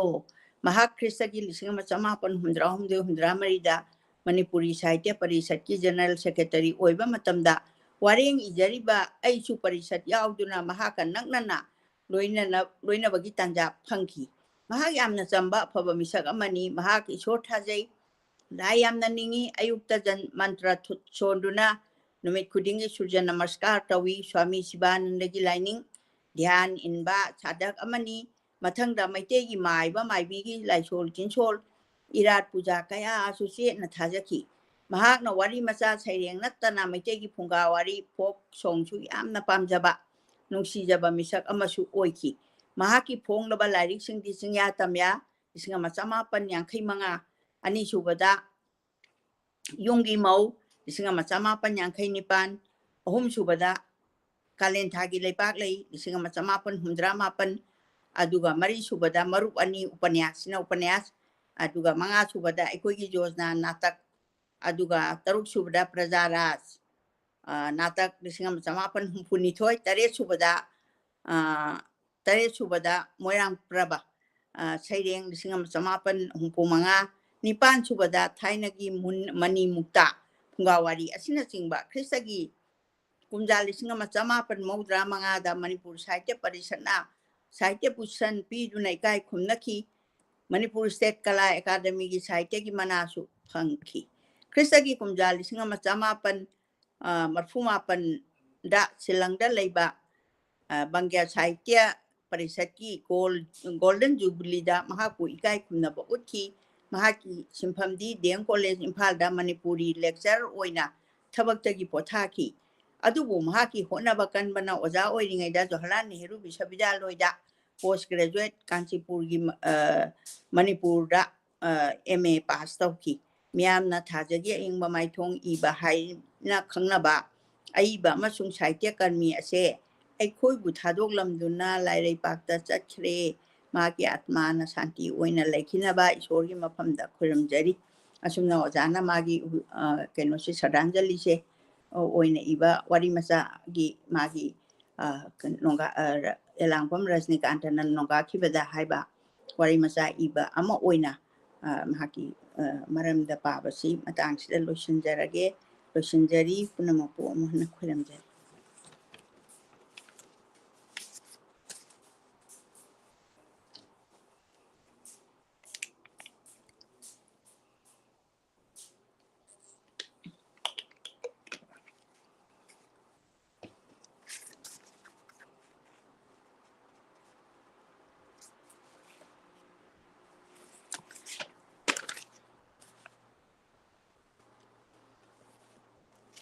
ꯑꯍꯥꯟꯕꯒꯤ ꯋꯥꯔꯤ ꯃꯆꯥ ꯇꯥꯟꯊꯣꯛꯆꯗ꯭ꯔꯤꯉꯩꯒꯤ ꯃꯃꯥꯡꯗ ꯉꯁꯤꯒꯤꯁꯦ ꯑꯩꯅ ꯄꯥꯅꯤꯡꯕꯒꯤ ꯋꯥꯈꯜ ꯑꯗꯨꯒ ꯃꯤꯌꯥꯝꯒꯤ ꯑꯗꯨꯒ ꯑꯈꯪ ꯑꯍꯩ ꯑꯣꯖꯥ ꯒꯨꯔꯨꯁꯤꯡꯒꯤ ꯄꯥꯍꯟꯅꯤꯡꯕꯒꯤ ꯋꯥꯈꯜ ꯄꯨꯝꯅꯃꯛꯁꯤ ꯐꯪꯖꯔꯤꯕꯁꯦ ꯑꯩꯅ ꯑꯍꯥꯟꯕꯃꯛꯇꯗ ꯑꯩꯒꯤ ꯏꯅꯥꯎ ꯏꯕꯦꯝꯃ ꯑꯩꯈꯣꯏꯒꯤ ꯕꯨ ꯁꯝꯅꯕꯤꯔꯛꯏꯕ ꯑꯦꯂꯥꯡꯕꯝ ꯑꯣꯡꯕꯤ ꯚꯥꯅꯨꯃꯇꯤꯕꯨ ꯕꯤꯁ꯭ꯋꯚꯥꯅꯨꯕꯨ ꯑꯍꯥꯟꯕꯃꯛꯇꯗ ꯉꯝꯈꯩ ꯂꯩꯇꯅ ꯊꯥꯒꯠꯆꯔꯤ ꯑꯩꯒ ꯏꯕꯦꯝꯃꯒꯁꯤꯗꯤ ꯑꯩꯒꯤ ꯑꯦꯀꯥꯎꯟ ꯃꯥꯒꯤ ꯑꯦꯀꯥꯎꯟ ꯑꯗꯨꯝ ꯑꯣꯄꯟ ꯇꯧꯅꯕ ꯑꯗꯣ ꯑꯩꯅ ꯑꯦꯂꯥꯡꯕꯝꯒꯤꯗꯤ ꯑꯃꯁꯨ ꯂꯥꯛꯑꯦ ꯑꯗꯨꯅ ꯑꯩꯅ ꯏꯕꯦꯝ ꯕꯤꯁꯛꯀꯤ ꯏꯕꯦꯝꯃꯗꯣ ꯑꯗꯨꯒꯤ ꯐꯣꯟ ꯅꯝꯕꯔꯗꯣ ꯑꯝꯇ ꯄꯤꯕꯤꯔꯛꯎ ꯂꯥꯏꯔꯤꯛ ꯀꯔꯤ ꯍꯪꯖꯒꯦ ꯍꯥꯏ ꯀꯥꯟꯗ ꯏꯕꯦꯝꯃꯅ ꯈꯨꯗꯛꯇ ꯆꯠꯄꯤꯗꯅ ꯎꯅꯕꯤꯗꯅ ꯄꯨꯝꯅꯃꯛ ꯄꯤꯕꯤꯔꯛꯄꯗꯣ ꯑꯗꯨꯒꯤꯗꯃꯛꯇ ꯏꯕꯦꯝꯃꯕꯨ ꯍꯟꯅ ꯊꯥꯒꯠꯆꯔꯤ ꯉꯁꯤꯒꯤ ꯄꯥꯗ꯭ꯔꯤꯉꯩꯒꯤ ꯃꯤꯀꯨꯞꯁꯤꯗ ꯑꯗꯨꯒ ꯂꯣꯏꯅꯅ ꯑꯩꯒꯤ ꯏꯅꯥꯎ ꯏꯕꯦꯝ ꯕꯤꯁꯛ ꯍꯥꯏꯗꯤ ꯀꯕꯤꯒꯤ ꯑꯩꯈꯣꯏꯒꯤ ꯏꯃꯨꯡ ꯃꯅꯨꯡ ꯑꯣꯏꯕꯤꯔꯝꯕꯤ ꯁꯤꯅꯁꯨ ꯌꯥꯝꯅ ꯃꯆꯦꯗꯧꯅ ꯌꯥꯝ ꯍꯔꯥꯎꯅ ꯇꯧꯕꯤꯔꯛꯄ ꯏꯕꯦꯝꯃꯕꯨꯁꯨ ꯑꯩꯅ ꯉꯝꯈꯩ ꯂꯩꯇꯅ ꯊꯥꯒꯠꯆꯔꯤ ꯂꯣꯏꯅꯅ ꯍꯧꯖꯤꯛ ꯀꯥꯂꯦꯟ ꯊꯥꯒꯤ ꯂꯩꯄꯥꯛ ꯂꯩꯁꯤ ꯑꯩ ꯍꯧꯖꯔꯛꯂꯒꯦ ꯀꯥꯂꯦꯟ ꯊꯥꯒꯤ ꯂꯩꯄꯥꯛ ꯂꯩꯁꯤ ꯂꯩꯄꯥꯛ ꯂꯩ ꯍꯥꯏꯕꯁꯤ ꯂꯩ ꯑꯃꯈꯛꯅꯦꯕ ꯑꯗꯨꯅ ꯃꯥꯁꯦ ꯂꯩꯄꯥꯛ ꯂꯩ ꯍꯥꯏꯁꯤ ꯃꯤꯡꯁꯨ ꯌꯥꯝ ꯀꯧꯅꯩ ꯑꯩꯈꯣꯏꯒꯤ ꯃꯩꯇ꯭ꯔꯕꯥꯛꯁꯤꯗ ꯑꯗꯨꯅ ꯂꯩꯄꯥꯛ ꯂꯩꯁꯦ ꯃꯥꯁꯤ ꯀꯃꯥꯏꯅ ꯁꯥꯠꯀꯦꯕꯨ ꯀꯥꯂꯦꯟꯁꯦ ꯅꯨꯡꯁꯥ ꯁꯥꯈ꯭ꯔꯕ ꯀꯥꯂꯦꯟ ꯊꯥ ꯍꯥꯏꯕ ꯇꯥꯔꯦ ꯀꯥꯂꯦꯟꯁꯤꯗ ꯑꯩꯈꯣꯏꯒꯤ ꯂꯩꯇꯪꯒꯥꯏ ꯃꯔꯛꯁꯤꯗ ꯂꯩꯁꯦ ꯌꯥꯝ ꯊꯣꯠꯄ ꯑꯗꯨꯒ ꯃꯥꯁꯦ ꯚꯥꯏꯌꯣꯂꯦꯠ ꯍꯥꯏꯔꯞ ꯑꯣꯏꯔꯒ ꯉꯧꯔꯤ ꯇꯧꯕ ꯑꯗꯨꯒꯨꯝꯕ ꯃꯌꯥꯝꯅ ꯈꯪꯕꯤꯔꯝꯗꯕ ꯑꯉꯥꯡꯁꯤꯡꯁꯨ ꯂꯩꯔꯝꯒꯅꯤ ꯌꯥꯝ ꯀꯟꯅ ꯀꯩꯅꯣ ꯍꯣꯡꯕ ꯂꯩ ꯅꯠꯇꯦ ꯌꯥꯝ ꯇꯥꯡꯅ ꯁꯥꯠꯄ ꯂꯩꯄꯥꯛ ꯂꯩꯁꯦ ꯑꯗꯨꯒ ꯃꯥꯅ ꯃꯅꯥꯁꯤꯅ ꯀꯣꯟꯅ ꯂꯥꯛꯇꯣꯏꯅꯦꯕ ꯂꯩꯁꯦ ꯍꯥꯟꯅ ꯂꯩꯁꯥ ꯇꯝꯃꯅꯤ ꯂꯩꯀ꯭ꯔꯛ ꯃꯔꯛꯇꯨꯗꯩ ꯊꯤꯡꯒꯠꯂꯒ ꯏꯁꯤꯡ ꯆꯥꯏꯔꯁꯨ ꯆꯥꯏꯗ꯭ꯔꯁꯨ ꯃꯥ ꯁꯥꯔꯁꯨ ꯃꯥꯒꯤ ꯁꯥꯠꯄ ꯃꯇꯝꯗꯨꯗ ꯑꯗꯨꯃꯥꯏꯅ ꯇꯧꯔꯒ ꯂꯩꯄꯥꯛ ꯂꯩ ꯀꯧꯕ ꯃꯤꯡꯁꯦ ꯌꯥꯝꯅ ꯑꯗꯨꯒꯨꯝꯕ ꯂꯩꯇꯪꯒꯥꯏ ꯃꯔꯛꯁꯤꯗ ꯌꯥꯝ ꯋꯥꯅ ꯍꯧꯒꯠꯂꯛꯑꯒ ꯃꯥꯁꯦ ꯌꯥꯝꯅ ꯁꯨꯃꯥꯏꯜ ꯑꯣꯏꯕ ꯂꯩ ꯑꯃꯅꯤ ꯑꯗꯨꯅ ꯀꯥꯂꯦꯟ ꯊꯥꯁꯤꯗ ꯁꯥꯠꯂꯦꯅ ꯀꯥꯂꯦꯟ ꯊꯥꯒꯤ ꯂꯩꯄꯥꯛ ꯂꯩꯌꯦꯅ ꯑꯏꯕꯅ ꯀꯕꯤꯅ ꯁꯨꯃꯥꯏꯅ ꯊꯣꯟꯕꯤꯔꯝꯃꯤ ꯋꯥꯔꯤ ꯃꯆꯥꯁꯤ ꯍꯧꯖꯗ꯭ꯔꯤꯉꯩꯒꯤ ꯃꯃꯥꯡꯗ ꯃꯤꯡꯒꯤ ꯃꯔꯝꯗ ꯈꯤꯇꯪ ꯍꯥꯏꯖꯈ꯭ꯔꯦ ꯍꯧꯖꯔꯒꯦ ꯄꯨꯟꯁꯤ ꯍꯥꯏꯕꯁꯦ ꯃꯐꯝ ꯈꯪꯗꯦ ꯈꯨꯗꯣꯡꯊꯤꯕꯅ ꯄꯤꯛ ꯊꯜꯂꯤ ꯉꯁꯤ ꯅꯨꯡꯉꯥꯏꯔꯝꯕ ꯃꯤꯀꯨꯞ ꯑꯋꯥꯕ ꯊꯣꯛꯇꯕ ꯅꯠꯇꯦ ꯄꯣꯛꯄꯗꯒꯤ ꯁꯤꯕ ꯐꯥꯎꯕ ꯑꯁꯤꯗ ꯃꯇꯝ ꯀꯧꯕꯤ ꯂꯥꯏꯔꯦꯝꯕꯤꯅ ꯅꯣꯡꯃꯒꯤ ꯌꯣꯠꯁꯤꯟꯈꯤ ꯃꯤꯑꯣꯏꯕꯒꯤ ꯚꯥग्ꯌ ꯕꯤꯙꯥꯇꯥꯕꯨ ꯚꯥग्ꯌ ꯕꯤꯙꯥꯇꯥ ꯍꯥꯏꯗꯤ ꯑꯩꯒꯤ ꯂꯥꯏꯕꯛꯅ ꯇꯝꯃꯝꯕꯗꯣ ꯑꯗꯨꯕꯨꯅꯤ ꯃꯥꯅ ꯚꯥग्ꯌ ꯕꯤꯙꯥꯇꯥ ꯍꯥꯏꯔꯤꯁꯦ ꯃꯗꯨꯅ ꯄꯤ ꯁꯤꯟꯊꯔꯤ ꯃꯤꯑꯣꯏꯕꯅ ꯅꯤꯡꯁꯪꯗꯅ ꯕꯤꯙꯥꯇꯥꯗꯣ ꯇꯥꯏꯅꯗꯅ ꯑꯩꯅ ꯄꯥꯝꯕ ꯄꯨꯝꯅꯃꯛ ꯐꯪꯉꯛꯇꯕꯗꯒꯤ ꯑꯗꯨꯕꯨ ꯑꯁꯥ ꯇꯧꯔꯤ ꯅꯣꯡꯃꯗꯤ ꯁꯣꯏꯗꯅ ꯍꯥꯡꯂꯕ ꯀꯥꯏꯔꯕ ꯊꯃꯣꯏꯗ ꯑꯌꯨꯛꯀꯤ ꯅꯨꯃꯤꯠꯅ ꯇꯔꯪ ꯍꯨꯝꯗꯣꯔꯛꯈꯤꯒꯅꯤ ꯍꯥꯏꯗꯤ ꯅꯨꯃꯤꯠꯅ ꯇꯔꯪ ꯊꯣꯔꯛꯄꯗꯣ ꯊꯝꯕꯥꯜ ꯑꯌꯨꯛꯀꯤ ꯅꯨꯃꯤꯠ ꯃꯉꯥꯜ ꯐꯪꯖꯗ꯭ꯔꯤꯕꯤ ꯊꯝꯕꯥꯜꯅꯤ ꯉꯁꯤꯒꯤ ꯅꯨꯃꯤꯠ ꯑꯁꯦ ꯈꯔ ꯊꯦꯡꯈ꯭ꯔꯦ ꯃꯍꯧꯁꯥꯅ ꯍꯜꯂꯛꯄ ꯃꯇꯝꯒ ꯃꯥꯟꯅꯗꯦ ꯊꯝꯕꯥꯜꯁꯤ ꯃꯤ ꯑꯃꯅꯤ ꯃꯇꯝꯗꯨꯗ ꯑꯩꯈꯣꯏꯒꯤ ꯃꯤꯡꯁꯦ ꯂꯩꯒꯤ ꯃꯃꯤꯡꯁꯦ ꯑꯅꯝꯕꯅ ꯀꯧꯅꯩ ꯅꯨꯄꯤꯁꯤꯡꯁꯦ ꯂꯩ ꯊꯝꯕꯥꯜ ꯑꯗꯒꯤ ꯃꯥꯙꯕꯤ ꯎꯔꯤꯔꯩꯒ ꯍꯥꯏꯁꯦ ꯂꯩꯒꯤ ꯃꯃꯤꯡ ꯉꯥꯛꯇꯅꯤ ꯑꯗꯨꯅ ꯅꯨꯄꯤ ꯑꯣꯏꯕꯤꯁꯤꯡꯁꯤꯅ ꯂꯩꯒꯤ ꯃꯃꯤꯡꯗ ꯑꯅꯝꯕ ꯆꯠꯄ ꯉꯁꯤꯒꯤ ꯅꯨꯃꯤꯠ ꯑꯁꯦ ꯈꯔ ꯊꯦꯡꯈ꯭ꯔꯦ ꯃꯍꯧꯁꯥ ꯍꯜꯂꯛꯄꯒ ꯃꯇꯝꯒ ꯃꯥꯟꯅꯗꯦ ꯑꯍꯤꯡ ꯑꯗꯣ ꯄꯨꯡ 7 ꯔꯣꯝ ꯇꯥꯈ꯭ꯔꯦ ꯑꯍꯤꯡ ꯍꯥꯏꯗꯤ ꯃꯇꯝꯗꯨꯗꯗꯤ ꯌꯥꯝꯅ ꯃꯇꯝꯁꯦ ꯀꯥ ꯍꯦꯟꯅ ꯐꯠꯇꯕ ꯃꯇꯝꯗꯤ ꯑꯣꯏꯗ꯭ꯔꯤꯉꯩꯅꯤ ꯊꯝꯕꯥꯜꯒꯤ ꯃꯆꯥꯅꯨꯄꯥ ꯀ꯭ꯂꯥꯁ 10ꯗ ꯇꯝꯂꯤꯕ ꯀꯤꯁꯣꯔꯅ ꯂꯥꯡꯇꯛꯅꯅ ꯊꯣꯡꯒꯥꯟꯗ 3 ꯊꯣꯛꯇꯨꯅ ꯌꯦꯡꯖꯩ ꯃꯃꯥꯗꯨꯅ ꯂꯥꯛꯄꯗꯨ ꯌꯦꯡꯕ ꯍꯥꯏꯗꯤ ꯃꯃꯥꯅ ꯊꯤꯔꯀꯥꯟꯗ ꯊꯣꯡꯉꯒ ꯃꯃꯥ ꯃꯆꯥꯗ ꯂꯩꯖꯕ ꯏꯃꯨꯡꯅꯤ ꯃꯍꯥꯛꯀꯤ ꯂꯥꯡꯇꯛꯅꯕ ꯆꯤꯡꯅꯕ ꯑꯁꯤꯅ ꯇꯞꯊꯕ ꯉꯝꯂꯛꯇ꯭ꯔꯦ ꯃꯈꯨꯠꯇ ꯂꯦꯝꯇꯔꯟ ꯃꯆꯥ ꯑꯃ ꯄꯥꯏꯗꯨꯅ ꯂꯝꯖꯥꯎꯗ ꯃꯃꯥ ꯑꯣꯛꯄ ꯊꯣꯛꯂꯛꯑꯦ ꯃꯃꯥꯗꯣ ꯃꯥꯅ ꯍꯦꯛ ꯑꯣꯛꯄꯤꯕ ꯃꯈꯣꯏꯒꯤ ꯈꯨꯡꯒꯪꯒꯤ ꯂꯝꯕꯤ ꯑꯆꯧꯕ ꯌꯧꯔꯛꯄ ꯃꯇꯝꯗ ꯑꯊꯥꯞꯄꯗ ꯃꯃꯥ ꯂꯥꯛꯄ ꯎꯔꯝꯃꯤ ꯁꯛꯈꯪꯗꯕ ꯅꯨꯄꯥ ꯑꯃꯒ ꯃꯗꯨ ꯎꯕꯗ ꯀꯤꯁꯣꯔꯒꯤ ꯊꯃꯣꯏ ꯑꯁꯤ ꯃꯛꯁꯤꯟꯈꯤ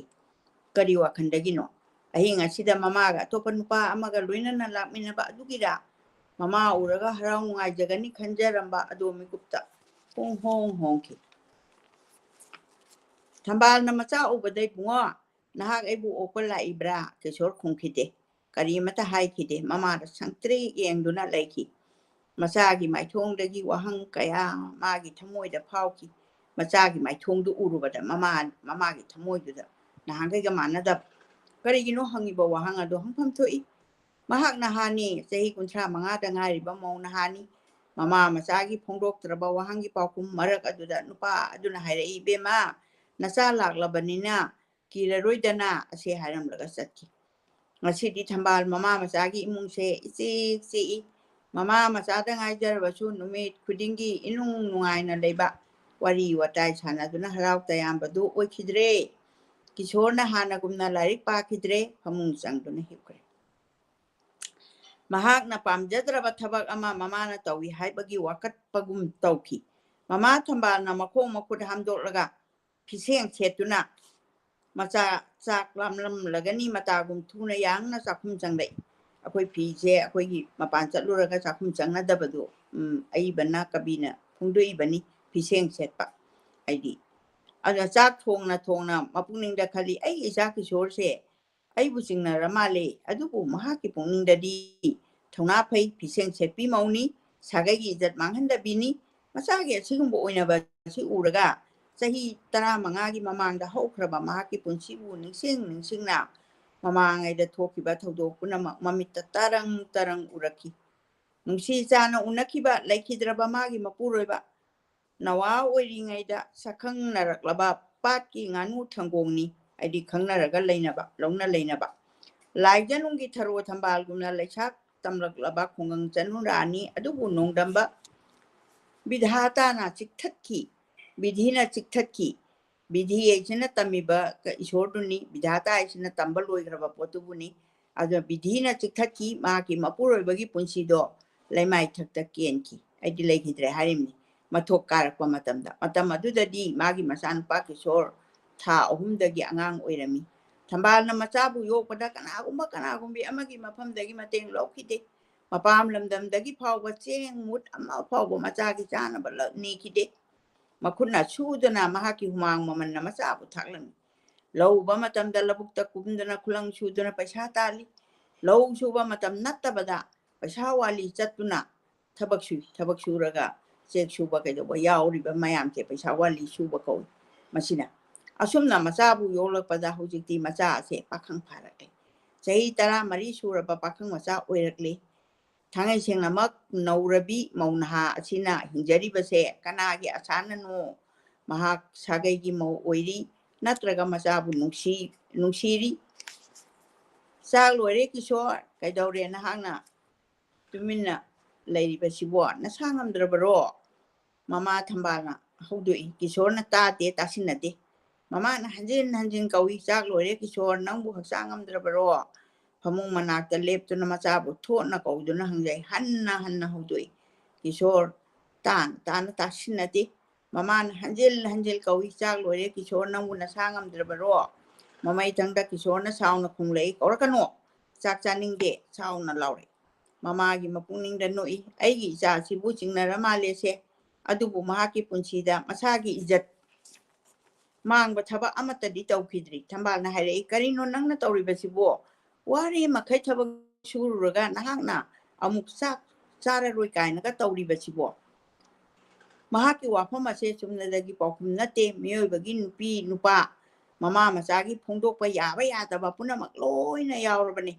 ꯀꯤꯁꯣꯔ ꯈꯨꯝꯗꯦ ꯅꯨꯃꯤꯠ ꯑꯗꯨꯗ ꯑꯍꯤꯡ ꯑꯗꯨꯁꯨ ꯊꯝꯕꯥꯜꯁꯨ ꯆꯥꯛ ꯆꯥꯗ꯭ꯔꯦ ꯐꯨꯡꯒꯥꯗ ꯇꯨꯃꯤꯟꯅ ꯐꯝꯗꯨꯅ ꯑꯍꯤꯡ ꯑꯗꯨ ꯂꯦꯟꯈꯤ ꯇꯨꯝꯕꯁꯨ ꯌꯥꯗ꯭ꯔꯕꯅꯤꯅ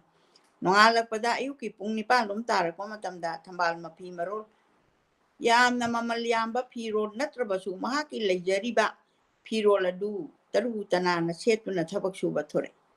ꯑꯌꯨꯛꯀꯤ ꯅꯨꯡꯁꯥ ꯃꯉꯥꯜ ꯐꯪꯖꯔꯕꯤ ꯂꯥꯏꯖꯅꯨꯡꯒꯤ ꯊꯝꯕꯥꯜꯒꯨꯝꯅ ꯅꯤꯡꯊꯤꯖꯩ ꯂꯩꯀꯥꯏꯒꯤ ꯃꯤꯅ ꯀꯗꯥꯏ ꯆꯠꯂꯤꯕꯅꯣ ꯍꯪꯕꯗ ꯃꯍꯥꯛꯅ ꯈꯨꯝꯈꯤ ꯀꯩꯊꯦꯜꯗ ꯐꯤꯌꯣꯟ ꯐꯝꯂꯦ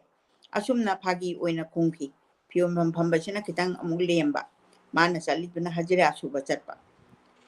ꯃꯅꯤꯄꯨꯔꯤ ꯁꯃꯥꯖꯗ ꯐꯖꯕ ꯑꯔꯨꯕ ꯑꯍꯦꯟꯕ ꯆꯤꯡꯂꯦꯝꯕ ꯁꯃꯥꯖ ꯑꯃ ꯊꯝꯂꯤꯕꯁꯦ ꯃꯅꯤꯄꯨꯔꯒꯤ ꯅꯨꯄꯤ ꯑꯌꯥꯝꯕꯅ ꯁꯔꯨꯛ ꯌꯥꯔꯤꯕꯅꯤ ꯃꯅꯤꯄꯨꯔꯤ ꯁꯃꯥꯖꯗ ꯅꯨꯄꯤꯒꯤ ꯊꯧꯗꯥꯡ ꯑꯁꯤ ꯑꯣꯟꯊꯣꯛꯅ ꯄꯥꯛ ꯆꯥꯎꯈꯔꯦ ꯂꯥꯏꯔꯕ ꯑꯋꯥ ꯅꯪ ꯇꯥꯔꯕ ꯂꯥꯏꯔꯕꯤ ꯀꯅꯥꯁꯨ ꯂꯝꯕꯤꯗ ꯆꯥꯛꯅꯤꯕ ꯑꯣꯏꯅ ꯆꯠꯅꯗꯦ ꯑꯗꯨꯒ ꯆꯃꯣꯠꯅꯕꯤ ꯂꯩꯈꯣꯝ ꯂꯩꯅꯥꯡ ꯇꯩꯕꯤ ꯀꯅꯥꯒꯨꯝꯕꯤ ꯑꯃꯠꯇꯁꯨ ꯂꯝꯕꯤꯗ ꯎꯕ ꯐꯪꯂꯣꯏ ꯃꯄꯥꯟ ꯊꯣꯡꯒꯤ ꯂꯩꯇꯦꯡ ꯑꯁꯤꯗ ꯅꯠꯇꯅ ꯃꯩꯇꯩ ꯅꯨꯄꯤꯁꯤꯡꯒꯤ ꯊꯃꯣꯏꯒꯤ ꯁꯦꯡꯂꯕ ꯃꯛꯇ꯭ꯔꯕ ꯃꯉꯥꯜꯁꯨ ꯀꯔꯤꯒꯨꯝꯕꯗ ꯈꯨꯠꯁꯦꯝꯒꯤ ꯂꯩꯆꯤꯜ ꯅꯣꯡꯐꯥꯏꯅ ꯃꯛꯁꯤꯟꯍꯟꯕ ꯉꯝꯈꯤꯗꯦ ꯀꯔꯤꯒꯨꯝꯕ ꯅꯣꯡꯗꯝꯕ ꯕꯤꯙꯤꯅ ꯅꯨꯄꯤ ꯑꯣꯏꯕꯤꯁꯤꯡꯒꯤ ꯃꯔꯥꯏꯕꯛ ꯂꯪꯂꯕ ꯆꯟꯗꯣꯟ ꯑꯗꯨ ꯃꯨꯠꯊꯠꯈꯤꯕ ꯇꯥꯔꯕꯁꯨ ꯃꯈꯨꯠꯀꯤ ꯁꯤꯟꯊꯥ ꯑꯃꯗꯤ ꯊꯃꯣꯏꯒꯤ ꯄꯥꯡꯒꯜꯇꯅ ꯃꯈꯣꯏꯒꯤ ꯖꯒꯠ ꯕꯤꯙꯥꯇꯥ ꯑꯗꯨ ꯁꯦꯝꯖꯩ ꯑꯗꯨꯅ ꯃꯄꯨꯟꯁꯤ ꯍꯤꯡꯖꯕꯅ ꯀꯅꯥꯒꯤꯁꯨ ꯃꯈꯥ ꯄꯣꯟꯗꯦ ꯑꯁꯤꯒꯨꯝꯕꯤ ꯃꯩꯇꯩ ꯅꯨꯄꯤꯁꯤꯡꯒꯤ ꯂꯝꯆꯠꯁꯤꯡꯒꯤ ꯃꯔꯛꯇ ꯊꯝꯕꯥꯜꯁꯨ ꯑꯃꯅꯤ ꯃꯍꯥꯛꯇꯤ ꯏꯁꯤꯡꯒꯤ ꯊꯝꯕꯥꯜ ꯅꯠꯇꯦ ꯃꯩꯇꯩ ꯂꯩꯃꯔꯣꯟꯁꯤꯡꯒꯤ ꯃꯔꯛꯇ ꯃꯇꯝ ꯀꯨꯏꯅ ꯅꯨꯃꯤꯠ ꯊꯥꯅ ꯂꯩꯔꯤꯃꯈꯩ ꯁꯥꯠꯍꯧꯔꯒꯗꯕ ꯃꯩꯇꯩ ꯁꯃꯥꯖꯗ ꯆꯤꯡ ꯂꯦꯝꯅ ꯁꯥꯠꯍꯧꯔꯒꯗꯕ ꯊꯝꯕꯥꯜꯗꯨꯅꯤ ꯅꯣꯡꯃ ꯊꯝꯕꯥꯜꯒꯤ ꯃꯆꯥꯅꯨꯄꯥ ꯀꯤꯁꯣꯔꯅ ꯃꯍꯥꯛꯀꯤ ꯃꯔꯨꯞ ꯑꯃꯒ ꯂꯣꯏꯅꯅ ꯑꯍꯥꯡꯕ ꯂꯝꯍꯥꯡꯗ ꯑꯁꯨꯝ ꯂꯝ ꯌꯦꯡꯕ ꯆꯠꯂꯝꯃꯤ ꯅꯍꯥꯟꯅꯤꯅ ꯃꯃꯥꯟꯅꯕ ꯇꯤꯟꯅꯔꯀꯥꯟꯗ ꯃꯈꯣꯏꯅ ꯂꯥꯛꯏꯕ ꯄꯥꯛꯂꯕ ꯂꯝꯍꯥꯡ ꯑꯗꯨ ꯆꯥꯎꯔꯕ ꯃꯊꯣꯜ 3-4 ꯋꯥꯡꯂꯕ ꯁꯔꯀꯥꯔꯒꯤ ꯂꯣꯏꯁꯪ ꯑꯃ ꯁꯥꯔꯤꯕꯗꯨ ꯎꯔꯝꯃꯤ ꯃꯐꯝ ꯑꯗꯨꯗ ꯅꯨꯄꯤ ꯅꯨꯄꯥ ꯄꯨꯟꯅ ꯊꯕꯛ ꯁꯨꯃꯤꯟꯅꯩ ꯊꯕꯛ ꯁꯨꯔꯤꯕ ꯅꯨꯄꯥ ꯅꯨꯄꯤ ꯄꯨꯝꯅꯃꯛ ꯑꯃꯟꯕ ꯆꯔꯩ ꯁꯦꯒꯥꯏꯔꯕ ꯉꯥꯛꯇ ꯁꯦꯠꯂꯤ ꯅꯨꯡꯁꯥ ꯃꯔꯛ ꯑꯗꯨꯗ ꯑꯆꯧꯕ ꯀꯣꯛꯊꯣꯡ ꯄꯨꯔꯗꯨꯅ ꯍꯨꯃꯥꯡ ꯑꯣꯔꯣ ꯑꯣꯔꯣ ꯁꯤꯟꯊꯔꯗꯨꯅ ꯊꯕꯛ ꯁꯨꯔꯤ ꯀꯤꯁꯣꯔꯅ ꯑꯀꯨꯞꯄ ꯆꯦꯛ ꯅꯨꯡꯀꯨꯞ ꯂꯩꯉꯣꯏꯅꯆꯤꯡꯕ ꯄꯨꯔꯤꯕ ꯑꯋꯥꯡꯕ ꯁꯒꯥꯏꯗ ꯃꯊꯪ ꯃꯊꯪ ꯀꯥꯈꯠꯈꯤꯕ ꯅꯨꯄꯤ ꯃꯌꯥꯝ ꯑꯗꯨꯒꯤ ꯃꯔꯛꯇ ꯑꯁꯨꯝ ꯌꯦꯡꯈꯤꯕꯗ ꯃꯍꯥꯛꯄꯨ ꯄꯣꯛꯄꯤ ꯊꯝꯕꯥꯜꯁꯨ ꯃꯌꯥꯝꯒꯤ ꯃꯔꯛꯇ ꯁꯦꯒꯥꯏꯔꯕ ꯆꯔꯩ ꯁꯦꯠꯂꯗꯨꯅ ꯍꯨꯃꯥꯡꯅ ꯃꯁꯥ ꯄꯨꯝꯕ ꯄꯨꯛꯂꯨꯞ ꯂꯨꯞꯂꯗꯨꯅ ꯊꯕꯛ ꯁꯨꯕꯗꯨ ꯎꯔꯛꯂꯝꯃꯤ ꯃꯃꯥꯕꯨ ꯎꯕꯗ ꯃꯍꯥꯛ ꯃꯃꯤꯠ ꯎꯏꯁꯤꯜꯂꯤ ꯃꯃꯥꯒꯤ ꯐꯤꯕꯝ ꯑꯗꯨ ꯃꯍꯥꯛ ꯌꯦꯡꯕ ꯉꯝꯂꯝꯗꯦ ꯋꯥꯡꯂꯕ ꯁꯒꯥꯏ ꯃꯊꯛ ꯑꯗꯨꯗ ꯃꯀꯣꯛꯇ ꯑꯔꯨꯝꯕ ꯊꯨꯝꯃꯣꯛ ꯄꯨꯔꯗꯨꯅ ꯃꯃꯥꯅ ꯀꯥꯈꯠꯈꯤꯕꯗꯣ ꯃꯍꯥꯛꯅ ꯀꯌꯥꯗ ꯊꯃꯣꯏ ꯁꯣꯛꯅ ꯋꯥꯈꯤꯕꯅꯣ ꯃꯃꯤꯠꯇ ꯃꯄꯤ ꯑꯣꯔꯣ ꯑꯣꯔꯣ ꯆꯤꯟꯊꯗꯨꯅ ꯍꯟꯅ ꯌꯦꯡꯂꯝꯗꯨꯅ ꯑꯗꯨꯗꯒꯤ ꯑꯗꯨꯝ ꯂꯥꯞꯊꯣꯛꯈꯤ ꯉꯁꯤꯒꯤ ꯑꯍꯤꯡ ꯑꯁꯦ ꯄꯪꯊꯦꯡ ꯊꯦꯡꯕ ꯅꯠꯇꯦ ꯁꯟꯙ꯭ꯌꯥ ꯃꯇꯨꯡ ꯈꯔꯗ ꯃꯊꯦꯡꯂꯤ ꯊꯝꯕꯥꯜꯁꯨ ꯀꯔꯤꯒꯨꯝꯕ ꯑꯋꯥꯗꯕ ꯊꯕꯛ ꯑꯃꯠꯇ ꯇꯧꯈꯤꯗꯕꯒꯨꯝ ꯍꯥꯟꯅꯒꯤ ꯃꯇꯧꯒꯨꯝꯅ ꯇꯅꯥꯟꯅ ꯊꯣꯡ ꯍꯥꯡꯗꯣꯛꯂꯗꯨꯅ ꯏꯃꯨꯡꯗ ꯆꯪꯂꯛꯏ ꯃꯃꯥꯗꯨꯅ ꯍꯦꯛ ꯆꯪꯂꯛꯄꯗ ꯊꯝꯕꯥꯜꯅ ꯍꯦꯛ ꯆꯪꯂꯛꯄ ꯃꯇꯝ ꯑꯗꯨꯗ ꯀꯤꯁꯣꯔꯅ ꯆꯦꯟꯁꯤꯜꯂꯛꯇꯨꯅ ꯃꯃꯥꯒꯤ ꯃꯈꯣꯡ ꯄꯥꯏꯗꯨꯅ ꯅꯣꯡ ꯈꯣꯡꯕꯒꯨꯝꯅ ꯀꯞꯆꯈꯤ ꯃꯆꯥꯒꯤ ꯃꯇꯧ ꯑꯗꯨ ꯎꯕꯗ ꯊꯃꯣꯏ ꯅꯧꯔꯕꯤ ꯊꯝꯕꯥꯜꯁꯨ ꯈꯪꯍꯧꯗꯦ ꯃꯃꯤꯠꯇꯒꯤ ꯃꯄꯤ ꯁꯤꯟꯊꯈꯤ ꯏꯍꯧꯔꯛꯄ ꯒꯪꯒꯥ ꯖꯃꯨꯅꯥꯒꯤ ꯏꯆꯦꯜꯒꯨꯝꯅ ꯃꯃꯥ ꯃꯆꯥꯒꯤ ꯃꯤꯠꯀꯤ ꯄꯤ ꯑꯅꯤ ꯑꯗꯣ ꯂꯩꯃꯥꯏ ꯊꯛꯇ ꯇꯤꯟꯅꯈꯤ ꯀꯔꯤꯒꯤꯅꯣ ꯍꯪꯅꯗꯦ ꯀꯌꯥꯗ ꯅꯨꯡꯁꯤꯈ꯭ꯔꯕ ꯅꯧꯈ꯭ꯔꯕ ꯃꯃꯥꯒꯤ ꯊꯃꯣꯏꯅꯣ ꯊꯣꯠꯂꯕꯤ ꯃꯃꯥꯒꯤ ꯊꯃꯣꯏ ꯑꯣꯏꯗꯨꯅꯁꯨ ꯃꯩꯇꯩ ꯅꯨꯄꯤꯗꯤ ꯀꯥꯂꯦꯟ ꯊꯥꯒꯤ ꯂꯩꯄꯥꯛ ꯂꯩꯅꯤ ꯂꯣꯏꯖꯔꯦ ꯋꯥꯔꯤ ꯃꯆꯥꯁꯦ ꯐꯖꯕ꯭ꯔꯥ ꯁꯤꯗ ꯐꯖꯗꯦ ꯍꯥꯏꯕꯗꯤ ꯀꯅꯥꯝꯇ ꯌꯥꯔꯣꯏ ꯑꯩꯅ ꯄꯥꯕꯗ ꯁꯣꯏꯔꯝꯃꯒ ꯐꯖꯗꯕꯒꯤ ꯋꯥꯗ ꯑꯣꯏꯔꯝꯒꯅꯤ ꯇꯥꯡ 9 ꯊꯥ 3 1983 ꯏꯪꯗ ꯏꯈꯤꯕ ꯁꯨꯃꯥꯏꯅ ꯇꯧꯅ ꯋꯥꯔꯤ ꯃꯆꯥ ꯑꯃꯃꯝ ꯄꯥꯔꯒ ꯅꯩꯅꯕꯤꯒꯗ꯭ꯔꯥ ꯅꯠꯇ꯭ꯔꯒꯅ ꯃꯊꯪ ꯃꯅꯥꯎ ꯀꯟꯇꯤꯅ꯭ꯌꯨꯁꯂꯤ ꯄꯥꯒꯗ꯭ꯔꯥ ꯍꯥꯏꯕꯗꯨ ꯇꯨꯗ ꯅꯪ ꯑꯝꯇ ꯍꯥꯏꯔꯛꯑꯣ ꯑꯩꯉꯣꯟꯗ ꯑꯩ ꯉꯥꯛꯇꯪ ꯏꯁꯤꯡ ꯊꯛꯀꯦ ꯏꯃꯥꯅ ꯄꯥꯕꯤꯗꯅ ꯑꯩꯈꯣꯏ ꯌꯥꯝꯅ ꯅꯨꯡꯁꯤꯕ ꯋꯥꯔꯤ ꯃꯆꯥ ꯑꯃ ꯇꯥꯕ ꯐꯪꯖꯔꯦ ꯑꯗꯨ ꯃꯔꯛꯁꯤꯗ ꯑꯩꯈꯣꯏꯒꯤꯁꯦ 37 ꯃꯤꯅꯤꯠꯁꯅꯤ ꯑꯗꯨ ꯏꯃꯥꯅ ꯋꯥꯕꯤꯗ꯭ꯔꯒꯗꯤ ꯋꯥꯔꯤ ꯃꯆꯥ ꯑꯃꯇꯪꯒ ꯂꯧꯈꯠꯄꯤꯔꯒꯗꯤ ꯅꯨꯡꯉꯥꯏꯒꯅꯤ ꯑꯗꯣ ꯏꯃꯥ ꯏꯁꯤꯡ ꯑꯃꯇꯪ ꯊꯛꯄꯤꯌꯨ ꯑꯗꯣ ꯑꯩꯈꯣꯏ ꯃꯌꯥꯝ ꯕ꯭ꯔꯦꯛ ꯑꯃ ꯂꯧꯔꯤꯉꯩꯁꯤꯗ ꯑꯩꯈꯣꯏꯒꯤ ꯑꯣꯊꯔꯁꯤꯒꯤ ꯄꯤꯛꯆꯔꯁꯤ ꯑꯃꯇꯪ ꯄꯨꯈꯠꯆꯔꯛꯀꯦ ꯑꯩꯈꯣꯏ ꯏꯃꯥꯅ ꯑꯍꯥꯟꯕ ꯄ꯭ꯔꯣꯒ꯭ꯔꯥꯝ ꯑꯁꯤ ꯍꯧꯔꯛꯄꯗ ꯑꯣꯊꯔꯒꯤ ꯃꯔꯝꯗ ꯑꯩꯈꯣꯏꯒꯤ ꯄꯥꯕꯨꯡ ꯅꯣꯡꯃꯥꯏꯊꯦꯝ ꯇꯣꯝꯕꯤ ꯁꯤꯡꯅ ꯏꯕꯤꯔꯛꯄ ꯃꯥꯒꯤ ꯇ꯭ꯔꯤꯕ꯭ꯌꯨꯠ ꯑꯗꯨ ꯄꯥꯕꯤꯔꯒ ꯑꯩꯈꯣꯏ ꯃꯌꯥꯝꯗ ꯈꯪꯍꯟꯕꯤꯈ꯭ꯔꯦ ꯑꯩꯈꯣꯏ ꯃꯌꯥꯝ ꯃꯤꯅꯤꯠ ꯑꯃꯇꯪ ꯑꯣꯊꯔꯁꯤꯕꯨ ꯃꯥ ꯂꯩꯈꯤꯗ꯭ꯔꯒꯁꯨ ꯃꯥꯒꯤ ꯍꯧꯖꯤꯛ ꯏꯃꯥꯅ ꯄꯥꯕꯤꯔꯒ ꯋꯥꯔꯤ ꯃꯆꯥ ꯑꯁꯤ ꯑꯩꯈꯣꯏ ꯇꯥꯃꯤꯟꯅꯔꯤ ꯌꯥꯝꯅ ꯐꯖꯕ ꯀꯟꯇ꯭ꯔꯤꯕ꯭ꯌꯨꯁꯟ ꯑꯩꯈꯣꯏ ꯃꯅꯤꯄꯨꯔꯤ ꯂꯤꯇꯔꯦꯆꯔꯗ ꯊꯝꯕꯤꯔꯝꯕꯒꯤꯗꯃꯛꯇ ꯑꯩꯈꯣꯏ ꯃꯌꯥꯝ ꯊꯥꯒꯠꯃꯤꯟꯅꯁꯤ ꯈꯨꯔꯨꯝꯃꯤꯟꯅꯁꯤ ꯃꯤꯅꯤꯠ ꯑꯃꯇꯪ ꯑꯩ ꯂꯧꯖꯒꯦ ꯂꯚ ꯑꯦꯟ ꯂꯥꯏꯛ ꯑꯣꯊꯔꯒꯤꯗꯃꯛꯇ ꯊꯥꯕꯤꯔꯛꯎ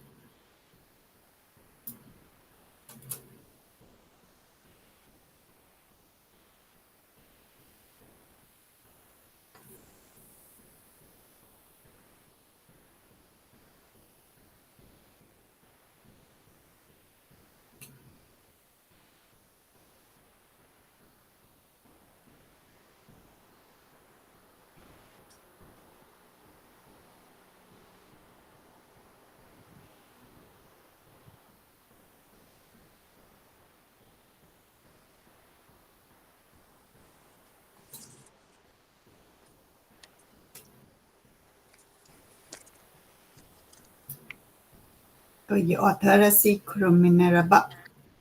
ꯃꯇꯨꯡꯗ ꯏꯃꯥꯗ ꯑꯃꯨꯛ ꯏꯃꯥꯅ ꯍꯧꯖꯤꯛ ꯋꯥꯔꯤ ꯃꯆꯥ ꯑꯃꯒ ꯈꯟꯒꯠꯄꯤꯔꯒ ꯄꯥꯕꯤꯒꯗ꯭ꯔꯥ ꯑꯩ ꯍꯧꯖꯤꯛ ꯍꯧꯖꯔꯛꯑꯒꯦ ꯑꯣꯖꯥ ꯏꯕꯣꯟꯕꯤꯅ ꯉꯔꯥꯡ ꯈꯟꯕꯤꯔꯛꯄ ꯀꯔꯤ ꯅꯨꯡꯒꯤꯅꯣ ꯍꯥꯏꯕꯁꯤꯁꯨ ꯑꯣꯟꯊꯣꯛꯅ ꯐꯖꯕ ꯋꯥꯔꯤ ꯃꯆꯥ ꯑꯃ ꯑꯣꯏꯗꯅ ꯂꯩꯔꯝꯃꯤ ꯃꯤꯑꯣꯏꯕꯒꯤ ꯄꯨꯟꯁꯤꯁꯦ ꯑꯗꯨꯅ ꯍꯧꯖꯤꯛꯀꯤꯗꯨꯅ ꯃꯃꯥꯁꯤ ꯂꯨꯈ꯭ꯔꯥꯕꯤꯅ ꯌꯣꯛꯄ ꯍꯥꯏꯁꯦ ꯂꯨꯈ꯭ꯔꯥꯕꯤ ꯍꯥꯏꯁꯦ ꯑꯍꯟ ꯑꯣꯏꯔꯒ ꯂꯨꯈ꯭ꯔꯥꯕꯤ ꯑꯣꯏꯕ ꯅꯠꯇꯕ ꯃꯆꯥꯗꯣ ꯊꯥ 3ꯗ ꯊꯅꯝꯃꯤꯕꯒꯤ ꯃꯇꯨꯡꯗꯒꯤ ꯃꯃꯥꯁꯤꯅ ꯌꯣꯛꯂꯛꯄꯅꯤ ꯑꯗꯨꯒ ꯁꯤꯒꯤ ꯀꯔꯤ ꯅꯨꯡꯒꯤꯅꯣ ꯍꯥꯏꯕꯁꯤꯗꯅ ꯑꯃꯨꯛ machin manau nupa ngakta moi mari poi machin manau se aduga ahum amana mapagi mayumda lehoba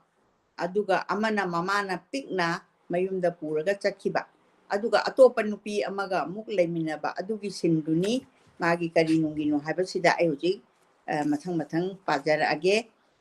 makhoi machin manau ahumna chenthoractuna ima lae kauri mama si lakpa machin manau ahum sina kainoni mayum sida mapaga lehoba ahal loina machanupa chawbana mamagi nakta lepladuna ima khongna lakpara masini di mani chidi waram batare mani di khwai gi atoma ngang du mani ko ada mana khwai pikpani na adu apikpa ngang du mama na pura sakhi bagi wari duni masi hai duna mama ga loina re iban pa macha ado law yam bagi nanganda hai duna mananganda pokhali adi yamna nuksina manau pa che macha nupa ahum aduna mama gi manaku da ikoi na lepla duna imala kani hai duna ikoi di kari mata sa thoktrabane amana amu hai ahum di marakta ikoi chinina ahumna sanja bunga chida ima bunga iduna le paseng asa ayutagini amana mu ima nang handakti chakraganu amana mu sida sum leiro ikoi chu chawrak le dana amana hai ima ai ha khandak marak low subada paisa khara phangle ima gi yum ama tonga na sage mani ga punna ikoi manga le minasi machan pa mari duga punna le minasi mapagi mayunda sini moin haris atopa amana migi di mama leibana awata pa leitaboi ningido aikoi gi di ima lebasu leitabaga chamana ye imana di aikoi bu nachani hai baningsing bidredo masa mayam gi wanganga chita bada mama oibi thambal na mamitagi mapi oro sinte kari su khumde mamai thangda hairei nakhoi bu na ma to na luna tawbidrabra macha mana luna tawbiduna su apokpadina tabanina aikoi su sawning bai kai ba su lae nungai te daima mina su pangkhan khanai aikoi chininaw kangbu amana phai haibi kangbu amana phate su hai machi punama imana sida leramlabadi kari thuuga dage thambal na mina ngang bataru no athapada lekhraba ai hakti nama oiduna su nama natredo leiminaba asina pharasu phatrabasu namani haina ningu macha ahalladuna adudi ima di kari thoknadraba mari mata oirabra maman hai mari mata haibadu tare dana aina yum sida laktuna karamna nakoi bu koluga dage asumna wari saduna lakpana thongan changlakle mama ngairu rimni ahumdo thongal hek changlakpada thambal gi mapuroiba oiramba bokulna pukri mapan dei kaura ina hak laklabra konjel thokna thambal na khongkide adi magi nupi amana mullaga magi kenodo pawadu oi horabanina hujiksu thoi bani bokulna macha nupa ahal chawda hanglai angang adu manira adi maming bawdi khangi kajaure masangam darbra hangbi asida poro angang adu yenglaga tombiga masak manaida asumna angang asi pambirami karamba wakalgi ihona karamba thingamdraba ichelna namkhagi duna mapa oibagi thamoi angang adu pangkhibano khangkhide angang adu poli chupli taramdai numiki mangalbu ahingi thajana tanabagum oiba yaroidaba punchi leipungi leirangda karamba angawba sala ibano adi masa nuksirapaduni kabina hairise amukso angang aduda hanglai nangi napaga namaga kanana hena nungsi angang aduna manina khume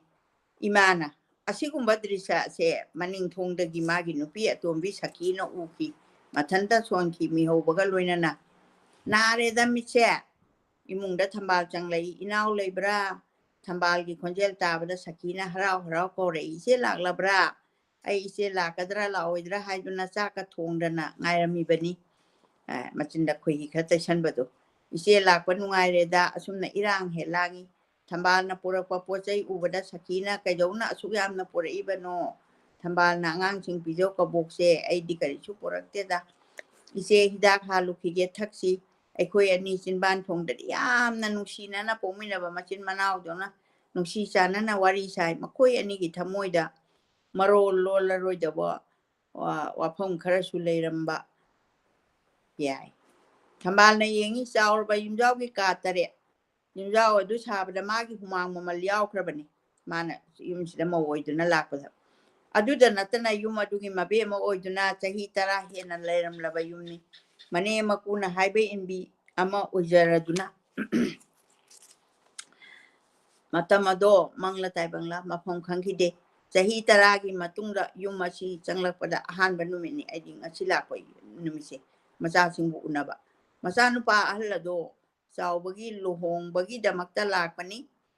ꯆꯥꯎꯕꯒꯤ ꯃꯆꯥꯅꯨꯄꯥ ꯑꯍꯜ ꯂꯨꯍꯣꯡꯕꯒꯤ ꯃꯃꯥ ꯑꯣꯏꯕꯤꯒꯤ ꯊꯃꯣꯏꯗ ꯃꯆꯥꯕꯨ ꯀꯥꯎꯉꯝꯗꯕ ꯍꯥꯏꯕ ꯑꯃ ꯂꯩꯔꯝꯗ꯭ꯔꯕꯗꯤ ꯃꯍꯥꯛ ꯃꯐꯝ ꯑꯁꯤꯗ ꯂꯥꯛꯈꯤꯒꯗ꯭ꯔꯥ ꯂꯥꯛꯂꯝꯂꯣꯏꯗꯕꯅꯤ ꯂꯩꯔꯝ ꯆꯜꯂꯕꯤ ꯂꯩꯔꯥꯡꯅ ꯑꯌꯨꯛꯀꯤ ꯃꯥꯂꯪꯗ ꯅꯤꯡꯈꯥꯏꯔꯕꯤ ꯊꯝꯕꯥꯜꯒꯤ ꯊꯃꯣꯏꯅꯤ ꯃꯐꯝ ꯑꯁꯤꯗꯗꯤ ꯉꯥꯏꯍꯥꯛ ꯄꯨꯡꯒꯣꯏ ꯅꯤꯡꯁꯤꯡꯉꯤ ꯅꯨꯡꯁꯤ ꯆꯥꯟꯅꯅ ꯂꯩꯃꯤꯟꯅꯔꯝꯕ ꯃꯥꯒꯤ ꯑꯍꯥꯟꯕ ꯃꯄꯨꯔꯣꯏꯕ ꯃꯥꯒꯤ ꯊꯥꯔꯤꯕ ꯐꯃꯨꯡ ꯄꯔꯦꯡ ꯎꯄꯨ ꯃꯥꯏꯈꯜ ꯐꯤꯌꯥꯅꯆꯤꯡꯕ ꯄꯨꯝꯅꯃꯛ ꯑꯃꯨꯛꯀꯁꯨ ꯃꯄꯨꯛꯅꯤꯡꯗ ꯏꯀꯥꯏ ꯅꯨꯡꯁꯤ ꯌꯥꯅꯕ ꯌꯨꯝ ꯑꯗꯨꯗ ꯉꯥꯏꯍꯥꯛ ꯂꯩꯕ ꯉꯝꯂꯝꯗꯦ ꯃꯔꯝ ꯑꯃꯗꯒꯤ ꯃꯇꯝ ꯑꯃꯗ ꯃꯍꯥꯛꯅ ꯐꯝꯂꯤꯕ ꯀꯥ ꯑꯗꯨꯃꯛꯇꯗ ꯃꯍꯥꯛꯅ ꯕꯤꯗꯥꯏꯒꯤ ꯋꯥꯉꯥꯡꯅ ꯍꯥꯏꯈꯤꯕ ꯑꯩꯍꯥꯛ ꯑꯁꯦ ꯅꯨꯄꯥꯅ ꯄꯥꯝꯕꯤꯗ꯭ꯔꯕ ꯅꯨꯄꯤ ꯍꯥꯏꯕꯗꯨ ꯑꯣꯏꯔꯕꯅꯤ ꯆꯠꯆꯔꯒꯦ ꯕꯨꯀꯨꯜꯅ ꯈꯨꯝꯈꯤ ꯅꯍꯥꯛꯄꯨ ꯀꯥꯏꯅꯕꯒꯦ ꯈꯟꯗ꯭ꯔꯤ ꯆꯠꯈꯤꯕ ꯌꯥꯗꯦ ꯃꯥꯏ ꯅꯨꯄꯤꯗꯤ ꯄꯣꯔꯛꯑꯕ ꯃꯍꯥꯛꯅ ꯄꯥꯝꯖꯕ ꯅꯨꯄꯤ ꯑꯗꯨ ꯀꯧꯁꯤꯟꯗꯨꯅ ꯊꯝꯕꯤꯌꯨ ꯑꯩꯗꯤ ꯑꯅꯤ ꯂꯣꯟꯕ ꯄꯥꯝꯖꯗꯦ ꯃꯥꯏ ꯅꯨꯄꯤꯅ ꯆꯠꯈꯤꯕ ꯌꯥꯗꯦ ꯍꯥꯏꯅ ꯀꯟꯅ ꯂꯥꯎꯔꯛꯏ ꯉꯁꯤꯁꯨ ꯑꯀꯟꯕ ꯈꯣꯟꯖꯦꯜ ꯑꯁꯤ ꯃꯥꯒꯤ ꯅꯥꯀꯣꯡꯗ ꯕ꯭ꯔꯖꯅ ꯇꯥꯕꯒꯨꯝ ꯇꯥꯔꯤ ꯃꯍꯥꯛꯀꯤ ꯋꯥꯈꯜꯒꯤ ꯃꯪꯂꯥꯟ ꯑꯁꯤ ꯂꯣꯏꯔꯛꯄꯗ ꯈꯣꯟꯖꯦꯜ ꯑꯗꯨ ꯑꯃꯨꯛ ꯇꯥꯔꯛꯂꯦ ꯕꯨꯀꯨꯜꯅ ꯃꯅꯤ ꯅꯃꯥ ꯑꯥꯗ ꯂꯩꯔꯦ ꯏꯃꯨꯡꯗ ꯆꯪꯉꯨ ꯃꯈꯨꯠ ꯊꯤꯜꯂꯗꯨꯅ ꯑꯉꯥꯡ ꯑꯗꯨꯗ ꯍꯥꯏꯔꯛꯏ ꯈꯪꯍꯧꯗꯅ ꯊꯝꯕꯥꯜꯁꯨ ꯕꯣꯀꯨꯜꯒꯤ ꯑꯈꯥꯕ ꯃꯤꯠꯌꯦꯡꯗ ꯌꯦꯡꯊꯣꯛꯎꯏ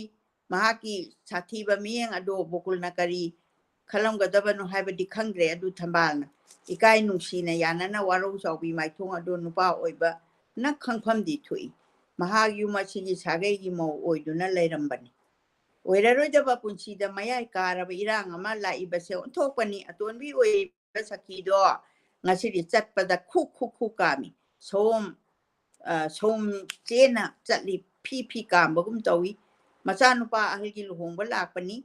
1,000 ꯍꯥꯏꯖꯁꯅꯨ ꯍꯟꯅ ꯐꯥꯎꯕ ꯃꯥꯏ ꯑꯣꯜꯂꯛꯂꯔꯣꯏꯗꯕꯅꯤ ꯊꯝꯕꯥꯜꯅꯤ ꯑꯗꯨꯕꯨ ꯂꯣꯅꯕꯤ ꯅꯨꯄꯤꯒꯤ ꯇꯝꯊꯤꯕ ꯋꯥꯈꯜꯁꯦ ꯁꯈꯤꯅ ꯈꯣꯟꯖꯦꯜ ꯊꯣꯛꯅ ꯄ꯭ꯔꯃꯥꯟ ꯑꯣꯏꯅ ꯋꯥ ꯉꯥꯡꯊꯣꯔꯛꯂꯦ ꯆꯥꯛꯇꯤ ꯂꯣꯏꯔꯦ ꯆꯥꯒꯦ ꯆꯥꯖꯁꯅꯨ ꯆꯥꯔꯣꯏ ꯇꯣꯛꯆꯁꯅꯨ ꯃꯤꯒꯤ ꯁꯦꯕꯥ ꯇꯧꯖꯕ ꯍꯩꯖꯗꯦ ꯋꯥꯍꯩ ꯑꯁꯦ ꯊꯝꯕꯥꯜꯅ ꯇꯥꯊꯣꯛꯈ꯭ꯔꯦ ꯃꯍꯥꯛ ꯈꯨꯗꯛꯇ ꯃꯐꯤ ꯍꯣꯡꯗꯨꯅ ꯆꯠꯂꯁꯤꯔꯗꯤ ꯈꯟꯈ꯭ꯔꯦ ꯑꯗꯨꯕꯨ ꯃꯄꯨꯛꯅꯤꯡꯗ ꯈꯜꯂꯤ ꯏꯆꯥꯁꯤꯡꯅ ꯌꯥꯝꯅꯗꯤ ꯅꯨꯡꯉꯥꯏꯈ꯭ꯔꯔꯣꯏꯗ ꯅꯨꯡꯊꯤꯜ ꯅꯨꯡꯗꯥꯡ ꯋꯥꯏꯔꯝ ꯑꯗꯣ ꯊꯝꯕꯥꯜ ꯃꯐꯤ ꯃꯔꯣꯜ ꯁꯦꯠꯄ ꯂꯣꯏꯔꯦ ꯃꯍꯥꯛꯅ ꯕꯣꯀꯨꯜꯗ ꯀꯔꯤꯒꯨꯝꯕ ꯋꯥ ꯑꯃꯠꯇ ꯍꯥꯏꯔꯝꯗꯅ ꯆꯠꯄꯗꯤ ꯐꯖꯗ꯭ꯔꯕ꯭ꯔꯥ ꯈꯜꯂꯤ ꯑꯗꯨꯕꯨ ꯋꯥꯐꯝ ꯑꯃ ꯍꯧꯗꯣꯛꯅꯕ ꯃꯆꯥꯛ ꯊꯤꯔꯤ ꯂꯩꯇ꯭ꯔꯤ ꯃꯥꯡꯒꯣꯜꯗ ꯐꯝꯂꯤꯕ ꯕꯣꯀꯨꯜꯁꯨ ꯌꯦꯡꯂꯒ ꯊꯝꯕꯥꯜꯅ ꯃꯆꯥꯅꯨꯄꯥ ꯃꯅꯤꯗ ꯏꯟꯁꯤꯜꯂꯤ ꯕꯕꯥ ꯆꯠꯂꯒꯦ ꯍꯥꯏꯌꯨꯗꯅ ꯑꯉꯥꯡ ꯑꯗꯨꯅ ꯃꯃꯥꯒꯤ ꯋꯥꯍꯩ ꯑꯗꯨ ꯍꯥꯏꯕꯤꯗ꯭ꯔꯦ ꯊꯝꯕꯥꯜꯅ ꯑꯃꯨꯛꯇꯪ ꯀꯧꯒꯦ ꯍꯥꯏꯕꯗꯨꯗꯤ ꯀꯧꯔꯦꯗꯅ ꯃꯄꯨꯛꯅꯤꯡ ꯈꯟꯖꯩ ꯁꯈꯤꯗ ꯁꯤꯟꯅꯔꯝꯃꯤ ꯏꯅꯥꯎ ꯆꯠꯂꯒꯦ ꯏꯆꯦ ꯆꯠꯂꯒꯦꯔꯥ ꯊꯝꯕꯥꯜꯅ ꯁꯤꯟꯅꯖꯩ ꯅꯆꯥꯁꯤꯡꯁꯦ ꯋꯥꯔꯛꯎꯀꯣ ꯋꯥꯍꯩꯁꯤꯡꯁꯦ ꯍꯥꯏꯔꯝꯂꯒ ꯊꯣꯔꯛꯂꯦ ꯃꯆꯥꯁꯤꯡꯅ ꯊꯝꯕꯥꯜꯕꯨ ꯊꯤꯟꯗꯣꯔꯛꯏ ꯊꯥꯞꯅ ꯕꯣꯀꯨꯜꯅ ꯊꯤꯟꯗꯣꯛꯄ ꯎꯏ ꯊꯝꯕꯥꯜꯗꯤ ꯃꯆꯥꯁꯤꯡꯕꯨ ꯅꯨꯡꯁꯤꯖꯗꯨꯅꯁꯨ ꯏꯪꯂꯕ ꯏꯄꯥꯛꯇ ꯅꯤꯡꯊꯤꯅ ꯁꯥꯠꯄ ꯉꯝꯈꯤꯗꯔꯦ ꯂꯥꯝꯕ ꯐꯪꯗ꯭ꯔꯕ ꯈꯪꯍꯧꯗ꯭ꯔꯕ ꯋꯥꯈꯜ ꯑꯃꯅ ꯑꯆꯧꯕ ꯏꯊꯛ ꯏꯄꯣꯝ ꯑꯣꯏꯔꯗꯨꯅ ꯀꯔꯤ ꯑꯃꯨꯛ ꯐꯨꯖꯤꯜꯂꯛꯏ ꯃꯄꯨꯛꯅꯤꯡꯗ ꯈꯜꯂꯛꯏ ꯀꯔꯤ ꯅꯨꯡꯒꯤ ꯆꯠꯂꯨꯔꯤꯕꯅꯣ 1968 ꯇꯦꯟꯇꯛ ꯇꯧꯔꯒ ꯑꯥꯔꯊꯅ ꯊꯜꯂꯕ ꯍꯧꯖꯤꯛ ꯊꯣꯛꯏꯕ ꯑꯗꯨꯒꯨꯝꯕ ꯊꯧꯊꯣꯛ ꯃꯥꯟꯕ ꯑꯗꯨꯒꯨꯝꯕ ꯋꯥꯔꯤ ꯃꯆꯥꯁꯤ ꯄꯥꯕ ꯂꯣꯏꯖꯔꯦ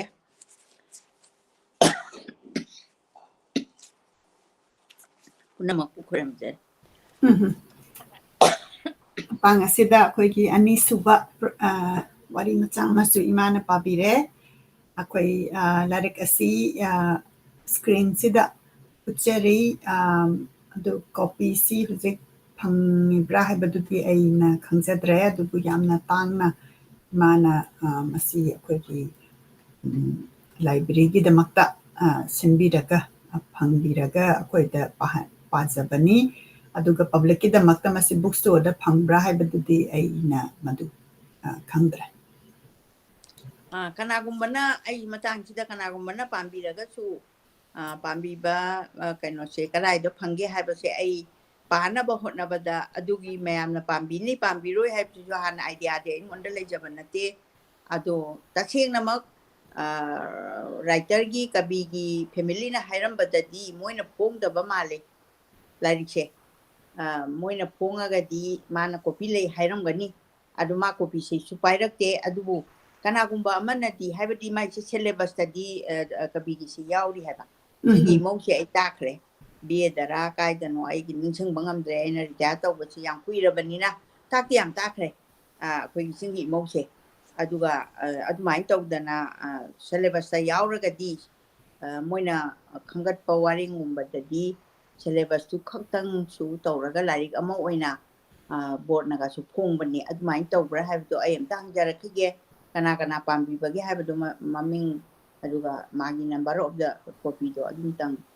ꯑꯩꯉꯣꯟꯗ ꯀꯩꯅꯣ ꯇꯧꯕꯤꯌꯨ ꯑꯗꯨꯒ ꯑꯩꯈꯣꯏꯒꯤ ꯑꯣꯊꯔꯒꯤ ꯄꯤꯛꯆꯔꯁꯤ ꯑꯃꯨꯛꯇꯪꯒ ꯄꯨꯈꯠꯆꯔꯛꯀꯦ ꯁꯦꯀꯦꯟ ꯁ꯭ꯇꯣꯔꯤꯁꯤ ꯄꯥꯔꯕ ꯃꯇꯨꯡꯗ ꯑꯩꯈꯣꯏ ꯃꯌꯥꯝ ꯑꯃꯨꯛꯇꯪ ꯈꯣꯏꯔꯝꯃꯤꯟꯅꯁꯤ ꯑꯩꯈꯣꯏꯒꯤ ꯏꯃꯥꯅ ꯁꯦꯀꯦꯟ ꯁ꯭ꯇꯣꯔꯤ ꯄꯥꯈꯤꯕꯁꯤ 1969ꯗ ꯏꯕꯤꯈꯤꯕꯅꯤ ꯑꯗꯨꯅ ꯑꯩꯅ ꯍꯧꯖꯤꯛ ꯃꯌꯥꯝ ꯈꯟꯅꯕꯤꯔꯀꯥꯟꯗ ꯃꯥꯅ ꯀꯩꯅꯣ ꯑꯩꯅ ꯑꯍꯨꯝꯁꯨꯕ ꯑꯃꯒ ꯄꯥꯖꯔꯝꯒꯦ ꯀꯩꯒꯤꯅꯣꯗ ꯁꯤ ꯑꯃꯨꯛ ꯂꯣꯏꯈ꯭ꯔꯒꯗꯤ ꯑꯇꯣꯞꯄ ꯑꯃ ꯄꯥꯏꯔꯒꯗꯤ ꯂꯥꯏꯔꯤꯛꯁꯦ ꯑꯃꯨꯛ ꯍꯟꯖꯟꯕ ꯉꯝꯗꯕ ꯍꯥꯏꯗꯤ ꯋꯥꯔꯤ ꯃꯆꯥ ꯑꯣꯏꯕꯅꯤꯅ ꯇꯥꯡꯀꯛ ꯇꯥꯡꯀꯛ ꯅꯣꯕꯦꯜꯒꯨꯝꯕ ꯑꯣꯏꯔꯒꯅ ꯄꯣꯊꯥ ꯄꯣꯊꯥꯅ ꯑꯗꯨꯃꯛ ꯀꯝꯄ꯭ꯂꯤꯠ ꯑꯣꯏꯕ ꯑꯗꯨꯅ ꯈ꯭ꯋꯥꯏꯒꯤ ꯑꯀꯣꯟꯕꯗ ꯁꯥꯍꯦꯕ ꯆꯥꯛꯀꯧꯕ ꯍꯥꯏꯕꯁꯦ ꯖꯤ.ꯁꯤ. ꯇꯣꯡꯕ꯭ꯔꯥꯒꯤ ꯐꯥꯒꯤ ꯑꯃꯁꯨ ꯅꯤꯡꯁꯤꯡꯉꯛꯑꯦ ꯑꯗꯨ ꯁꯤꯗꯅ ꯑꯃꯨꯛ ꯅꯣꯛꯅꯤꯡꯕꯅ ꯊꯜꯂꯕ ꯀꯩꯅꯣ ꯑꯃꯅ ꯌꯥꯝ ꯍ꯭ꯌꯨꯃꯔꯁ ꯑꯣꯏꯕ ꯋꯥꯔꯤ ꯃꯆꯥꯅꯤ ꯑꯗꯣ ꯁꯤꯃꯇꯪꯒ ꯉꯥꯛꯇꯪ ꯃꯇꯝ ꯂꯧꯔꯒ ꯑꯩ ꯑꯗꯨꯝ ꯄꯥꯖꯔꯛꯀꯦ ꯌꯥꯅꯤ ꯍꯧꯖꯤꯛ ꯄꯨꯡ 7:05 ꯑꯩꯒꯤꯗ ꯑꯗꯨꯃꯥꯏꯅ ꯆꯠꯇ ꯉꯥꯏꯔꯤ ꯌꯥꯅꯤ ꯏꯃꯥꯅ ꯑꯍꯨꯝꯁꯨꯕ ꯋꯥꯔꯤ ꯃꯆꯥꯁꯤ ꯄꯥꯕꯤꯅꯕ ꯑꯩ ꯁꯤꯟꯅꯖꯔꯤ ꯑꯗꯒꯤ ꯍꯧꯖꯤꯛ ꯁꯥꯍꯦꯕ ꯆꯥꯛꯀꯧꯕ ꯍꯥꯏꯁꯦ ꯑꯃꯨꯛ ꯃꯈꯥ ꯆꯠꯊꯖꯔꯛꯀꯦ ꯀꯣꯟꯅ ꯑꯃꯨꯛ ꯑꯩꯈꯣꯏꯅ ꯀꯃꯦꯟꯠꯀ ꯀꯔꯤꯒ ꯑꯗꯨ ꯄꯥꯊꯣꯛꯄꯗꯨꯅ ꯑꯃꯨꯛ ꯀꯩꯅꯣ ꯑꯣꯏꯁꯤ ꯁꯥꯍꯦꯕ ꯆꯥꯛꯀꯧꯕ ꯍꯧꯖꯔꯒꯦ ꯈꯨꯡꯒꯪ ꯑꯃꯗꯅꯤ ꯃꯁꯥ ꯅꯥꯜꯂꯕ ꯌꯨꯝ ꯑꯃꯗ ꯁꯥꯍꯦꯕ ꯆꯥꯛꯀꯧꯒꯅꯤ ꯍꯥꯏꯗꯨꯅ ꯌꯥꯝꯅ ꯅꯥꯟꯅ ꯂꯝꯆꯨ ꯁꯤꯠꯇꯣꯛꯏ ꯋꯥꯏ ꯅꯥꯟꯅ ꯇꯩꯊꯣꯛꯇꯨꯅ ꯌꯨꯝ ꯀꯩ ꯁꯨꯃꯥꯡ ꯊꯦꯂꯣꯡ ꯄꯨꯝꯅꯃꯛ ꯄꯨꯡꯂꯪ ꯂꯪꯈ꯭ꯔꯦ ꯁꯥꯍꯦꯕ ꯆꯥꯛꯀꯧꯒꯅꯤ ꯍꯥꯏꯗꯨꯅ ꯉꯀ꯭ꯔꯥ ꯉꯥꯃꯨ ꯊꯥꯏꯅꯒꯤ ꯉꯥ ꯑꯍꯥꯎ ꯑꯍꯥꯎ ꯉꯥꯛꯇꯅꯤ ꯎꯀꯥꯕꯤ ꯔꯧꯅꯆꯤꯡꯕ ꯉꯥꯒꯤ ꯖꯥꯠ ꯁꯨꯔꯦ ꯃꯁꯤꯗ ꯅꯠꯇꯅ ꯌꯦꯟ ꯉꯥꯅꯨ ꯊꯣꯏꯗꯤꯡꯅꯝ ꯎꯆꯦꯛꯁꯨ ꯇꯥꯎꯕ ꯊꯣꯡꯕꯅꯆꯤꯡꯕ ꯃꯈꯜ ꯃꯈꯜ ꯁꯦꯝꯂꯤ ꯈꯨꯜ ꯑꯗꯨꯒꯤ ꯈ꯭ꯋꯥꯏꯗꯒꯤ ꯑꯍꯜ ꯑꯃ ꯂꯥꯛꯇꯨꯅ ꯁꯨꯃꯥꯡꯗ ꯂꯦꯞꯄꯤ ꯌꯨꯝꯕꯨ ꯑꯗꯨꯒꯤ ꯑꯍꯜ ꯑꯗꯨꯅ ꯈꯨꯔꯝꯃꯤ ꯇꯥꯙꯟ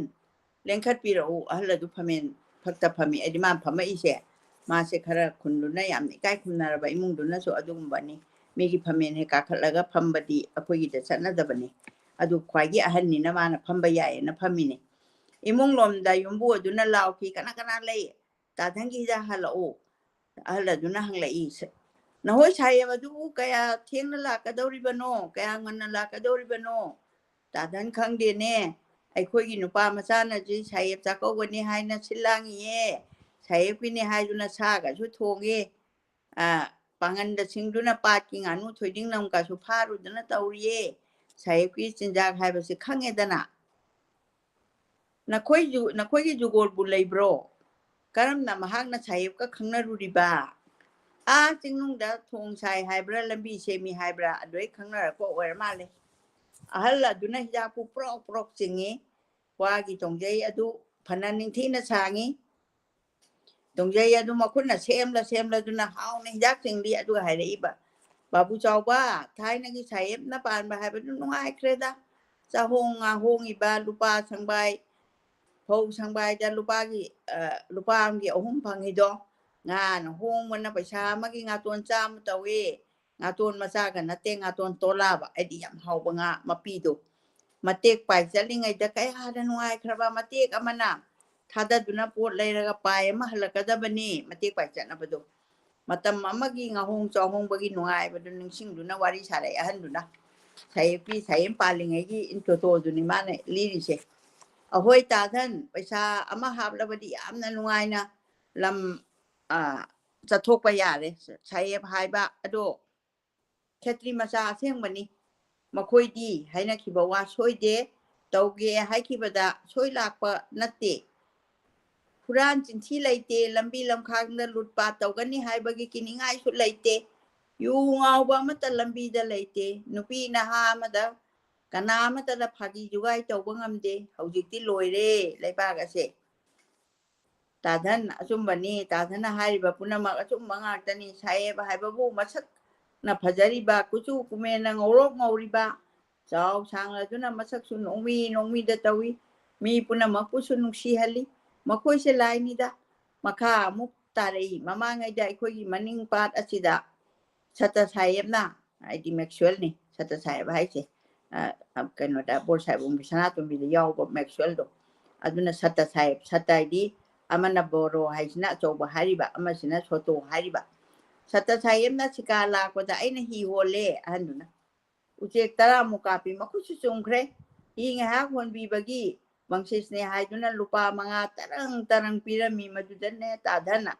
ไอ้กีฬาเราบาหูดงเนี่ยเช่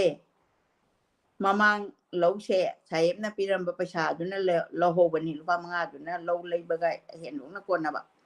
Allah Cina saya ki wari shaduna mata mama ki saya paling lagi nungai ba sangsara mata tau tadi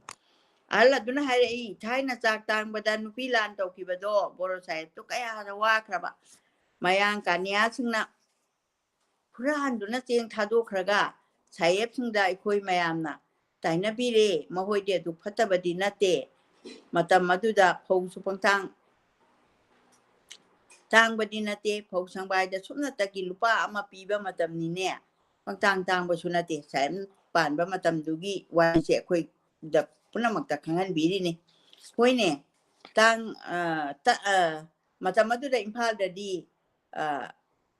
พังนารำลอยดราไอ้คุยขงกังสิได้ดีจังไงขังเดมาตำมาดูอิมพาลดีพงพังนารำลอยดราคุยขงกังสิได้ดีคุยขังเดคุยเนี่ยมีน้ำจ้าซึ่งนาตานารักใช้ตานบ่ายนาเต้าเคร่โมยจัดขีบสิได้เกี่ยวจิตเลยบากเชกางคงใจเร่สุพรรณจับห้องขังเดรร้านจินที่มีหันมีปุ่นนะยามีใบยูทักบังเอาชินะบรรณาฮารวันจึงนำมาจึงแห่งกันเลยบ่คุยเนี่ยชาการปานบ่ายไปเช็คคิดหน่วยจ้ะว่าพัมดีใช้ผู้ไทยนักเกี่ยวกับซึ่งน่ะชาการให้นักขังน่ะบอกคุ้มโตอะไรเนี่ยชินะวาริชาเราต้องพันเอามาคุยเลยIdak tu hal thakla tau duna manga tara on kre no mi shu phana thengjeng kre alla duna hare ibo sai ba du ka yang wali la ka da ba ma hoi ma sak u da ba kui re ma khoi bu yeng ning duna la i bane la pa ya re ta than hidak tu amuk ta on ja rakhi ge ma hoi gi matam ka di shoi da bani mi hul da pungja du pu ba ja ni ne hidak pu prok sing an mata masih miam lak bagi lambi rum da konjel mata rai minila du ta bada sayep lak le hai na nupa manga tarung na kontong rum da chatuna sumang yorak pada yumbu adu dagi tikadar jugol na sayep somda tikadar jugol da sayep somda lengsen beu somda hai rai jugol na macha manau singda sayep lak le sayep ki khucha amdok na bai sing sabon na singgo puthor o mayam puna makusin cela tu na kuila lang manggon gi pamen da nga chai makai sai yeng ani hai tu na pham li ba hal tu na phu ko laga jugol sai bhai babu lak la brane la le pan tho kadai am te yeng ge ka ma da chokri pham tu na le ri ba engineer do nong luk na asini ai khoi gi sai bhai ba du nupa du ba da hal du khau da na mai ho bogum sauri sibu kari gi sai asibu ni asibudi masak khangina impal da sagoman dalaiba tomalo gi masak kondum haibuduni ne sibu sayim ni ka haiduna sayepu aikoina masak khangda boi ning male kuju kumen ngoro ngoba chau sangba maro lon ba sakar ado sayem ni ne amuka chu chai thang la duna ngang tharak la mi sibu kari chaye tomalo gi masa sibu mapa di loksan lo wada ningai na changbai chaduna phau khomi ningai yedi phau hapna ba kaino do khoi gi wache na chaba asoba kot obe ya ba ama lei mai oina adu changbai do sugi mati upama langkar pi bani sangdam nari ba ningai na changbai chaduna phau khomi mai phau che pesa ga diam pai ja ba hai duna นี่ไงช่างใบข้างหน้าบันนี้มาเตียคุยไก่เทลได้อยู่เงาอยู่นั่นเลยบ่สิบ่ฮะกะดีใช้งางจิงที่ประชาละสินำไม่ยาวนะสาวอยู่นะใจละก็ดูบ่ได้ทบูริบาจูโกลมังอันนั้นปากกาเครปันเท่าทั้งไงพี่ก็ปันเท่าตับทับอยู่พนายามนะให้ใจมุกอินจิเนียร์ดูดัชชัยวารุบิบยาเดะคุยกี่ฮัลละเซมิโรละมาจ้าแต่ดูนั่นเลยบันนี้มาคุดโดนดูนะให้ใจฮัลละดูฮันเดมาคุยชิกนะชาวรามีเขาจะการยินฮารอนชิงแฉมีนะมีอุชิตริบะคุยบุกริชุขังด้วยให้ดูนั่นอันทักตัวบ่ใช่นุมิท่าอุบะฮาลิบะsaya masa kangi ba ikoi da chita na pangangang basari ahla do thing bala ko ngamak tre jugol na ahla do hajare pantaw na to biri basi bukari no ai gi thika gi bilga amata phangda batare ai bu thika sidagi hatok lagi hari bro jugol na kap tu na hajare ahla do na hande makha tare na koi gi lai lai chu hai do na ikoi bu nam tak tawri ba kari no na hal chu mantri la kan ni hai do na kai thel da nu pi angang ahla man mayamนุ่งชาพอแล้วก็ยิงมันจะเดียคุยสาวโว้ยละแม่ก็ยาได้คุยบัวหันคราบให้นั่นอันทักตัวบัวของนับละหันเดบัวไหลช่วยแล้วก็ทุกอย่างน่ะโอ้ยแต่บางงานว่าสาวเวลากันนี่ให้ไปอาดรอใช้เอฟก็ให้ดูนั่นนั่งกุมบ่ใช้นั่งกุมมันใช้บ่ไปอาดรอกูจูน่ะมุดเส้นมูเลยดูนะฟังใจได้ใจแค่อะไรดูนะพานักคนน่ะไปยาเลยยุ่มลอนไกลด้วยนะบัลเลกายฮุบตัวนั้นคนละดูคชั่นตัวนั้นยังนะครับalla duna mi sei miraga dutaba ngamdra duna alla dugi mi sei miraga dutaba ngamdra duna engineer kondum sai paset tumin lai na kha phau duna lo na chieng khre jugo la do atai tau pidre makok ta makhut hap la duna ai gi bil choi re is lupa lising kun manga mangle hai duna murum chona kaphi hau ra bacha injang aduna mayung gi nupi ang sing na numit nini na sing ba saki lojare tang kumapan thamanga lising ama chamapan humudra nipan da ibani adu yamna nungai ba magi asumba na phagi tawba su yamna haiba adu ba iba mani adu matam chada na mangi base koi aiba mamang jagi bani haina aina thamjage punamak pukhrem jai ahum suba lokat pasina koi king asiki wari ahum lokat pase magi different style of writing amna phazaba humorous oiba degi koi gi amna deep connection oiba dugumba writer gi ke haitare magun si puthok iba adumaina khangat pirakpagi damakta thakachari akoina samlapna akoigi comments su lokhachage aduga akoigi wari ahum asigi maramda akoigi tang thanan naina minasi book si ki picture si screen si da lejare aduga akoigi author si ki picture si amuka uchari akoina kurumjari author si laikhidraga su ma na ibirama ga khudol tawbiramba ma na ibiramba se akoina poktrangayda aina poktrangayda ibiramba wari machasu yaure aduga aina poaba matungda kitang yamna nauringayda irambasu yaure adubu 2022 da akoina ahanba oina taba phangjabani masini akoina literature sida akoina library da chatlaga library si akoina library da phangdraga so akoigi library of Manipur na smaina audio da tawrakanda akoi mayam khangmen na bagi tanja phang bagi opportunity dunia akoi mayam na samgachari basi masida akoi gi author si bom kanna kurumjari tabiri ba pumnamak love and like thabirai mayam na akoi imasi yamna emotional oiba wari paragati pi gasi chadum tadana khon gan niktana pabani ado ngasi imana ahum subasi lokhalaga no ka paba tabasi amuk yamna nungai masida tabiri basingna su aina haibasi yai haibagi mawongda yajaningi haibagi mawongda love yam thabirai imana ngasi no ka pabagi damakta pumna magna love and like thabirai adagi akhoi wari sigi comments si lokhatrangai da masida leibak la yena imana pan ki bada ina internet da amuk pukhat chabani leibak lei haiba lei asigi photo si masi amtang yengbiu togi manipur da yamna maming lei na kena thon ba haitare aduga lei asi yamna phajaba laini masigi picture si aina amtang mayam do cheri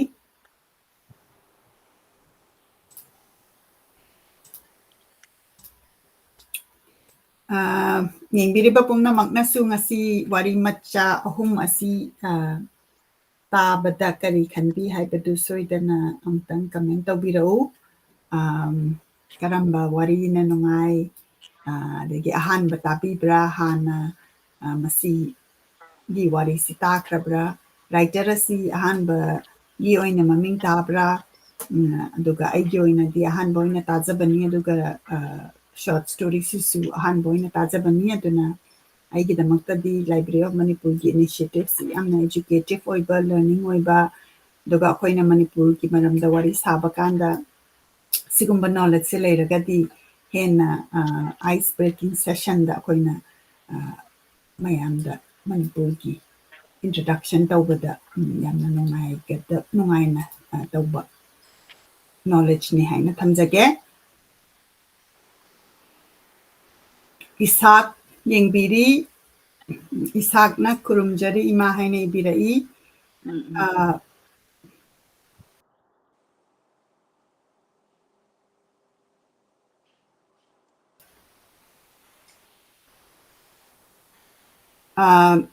Nesi Yengbiri, Nirmala Rajkumari, watching from Kontha, Ahalluk, Imphal East. Arif Yengbiri, Arif si hostel da larik tam kibadagi matam kuiraba matunda amukunare yamna nungai Arif ariba mama cheche ngasi di yengba phangzare hostel dagi hairi Arif ki hostel da nungai bra noi mayam yengminari ra na tomda yengira hostel da leiba mayam su akoigi Library of Manipur gi series asi introduce tawbiyu aduga hostel dagi yengba comment si adum lai yam nungai sana akoigi nauriba student crowd na Manipuri literature da interest lawbase aduni aduna aisu Manipur da August da thoklakani aduna literature lovers singa soidana unaningi hostel da leiba mayam aduga gratitude session gumba khara tawningi soidana message tawbirau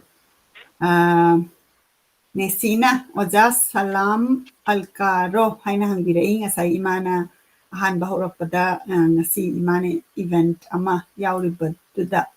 alka haina panbadu salam alkara haina hangbirapuni mani mase ngasagi yam asoba phamama aina chairperson of women kaino sigi chairperson oina khalaba ado ulka salam chini okay main tawdana akoigi social work da yamna encourage tawbiba haiba tare ngasai imana panbikiba aina aigi first public events the imul hairibas imai pamino balaini haibasi da akoina essay competition ama tawrakanda akoina akoigi ima ipa the tribute piba ima ipa gi value haibatare masi gi maramda iba maduda pasana mateng pangbekiba support tawbikibani lansana chanuna ima kurumjari haina ibirai Sudita Singhana kasardagi yengbiri YouTube ta laibiba offline da tabiba pumnamakpu kurumjari YouTube ki listener singbu ado akoina live ta thadogadi YouTube ki comments su aina dum uba phangjai aduna YouTube dagi comments si thabirakpagi thagachari kasar Assam asi soidana noma muk chatningi akoi kasar dagi yamna listener mayam tabiri ngasigi akoigi author Elangbam Rajnikanta larik asi kalen thagi lebak lei habitani do sai aina mu picture uchakre lebak lei gi picture duga imana su pandikre ayamba matamda hujik amuk Manipur gi maming si revive tawraga ming si mong maitay gi oiba kaunare matam amada nupi sing si leibak lay thambal si ngasigi author sinamagi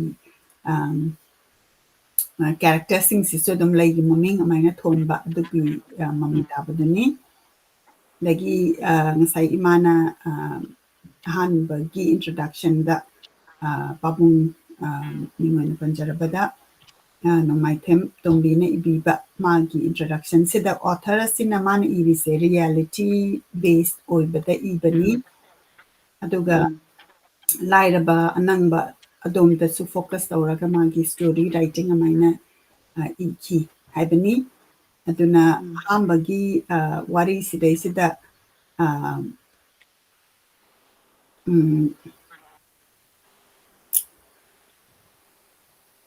adagi matamduda man haise wari machasi magi author sina tholakpa matam sidade akoigi nupi singse yam kana educated oidaba duga wari di yam taningba ado akoi mana tawris maina mi amana paraga akoi mayam phangdabado aduni akoi jujik amarom da hairadi maitei lon se paba thoktrabani na maitei lon da educated oidraba adugumba mayam sina mu imana paba sida akoi na paba thoktabado mu paba dugi phibam dune akoi na mu hanjala isi adubu yamna encouraging oibana hujik anauba maitei miyek si new generation adi paba thobanina madugi problem do future da lay roi haibadu khanbada nungai aduga olden literature bengali script ibe sing that inamak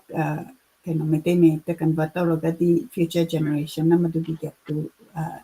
like tanaba adumaina koi policy makers singna sinbiraga di yamna nungaigani adagi matam sida Sitaljit ke lariksi yamna famous oiba matam ni hairi aduda yamna nauna Rajnikant ki short stories se tholakpa sida mayam se yamna harauna bahaibati akoi reader kanguna di writer sing se thola inge harauri ne ba khoi di wari se makhan mathen gi taba dagi paba ngambado adugi matang deni sa introduction da kara haibikre adagi thajagi maithong haibasi yamna phaukiba magi matam duda ikiba warini thajagi ayingba maithong thajagi ayingba maithong de kalen thagi leibak lay ko sima leire lagi ngangom kanta luwang na ngasi koi program si mayam tag tawbidana share tawbiri madugidamakta thagachari lagi ngasai wari se hogalakpada wari ahamba wari se masidai sida magi machanupa kesor se siga mama sigi yamna tentak tawraga yamna nungsiba wari ni wari si ngasigi kangat kriba wari singsi kesor sina mai mama si halakpa sida mana nupa amaga halakpa ubaduda mana ngatang duda angang ni nako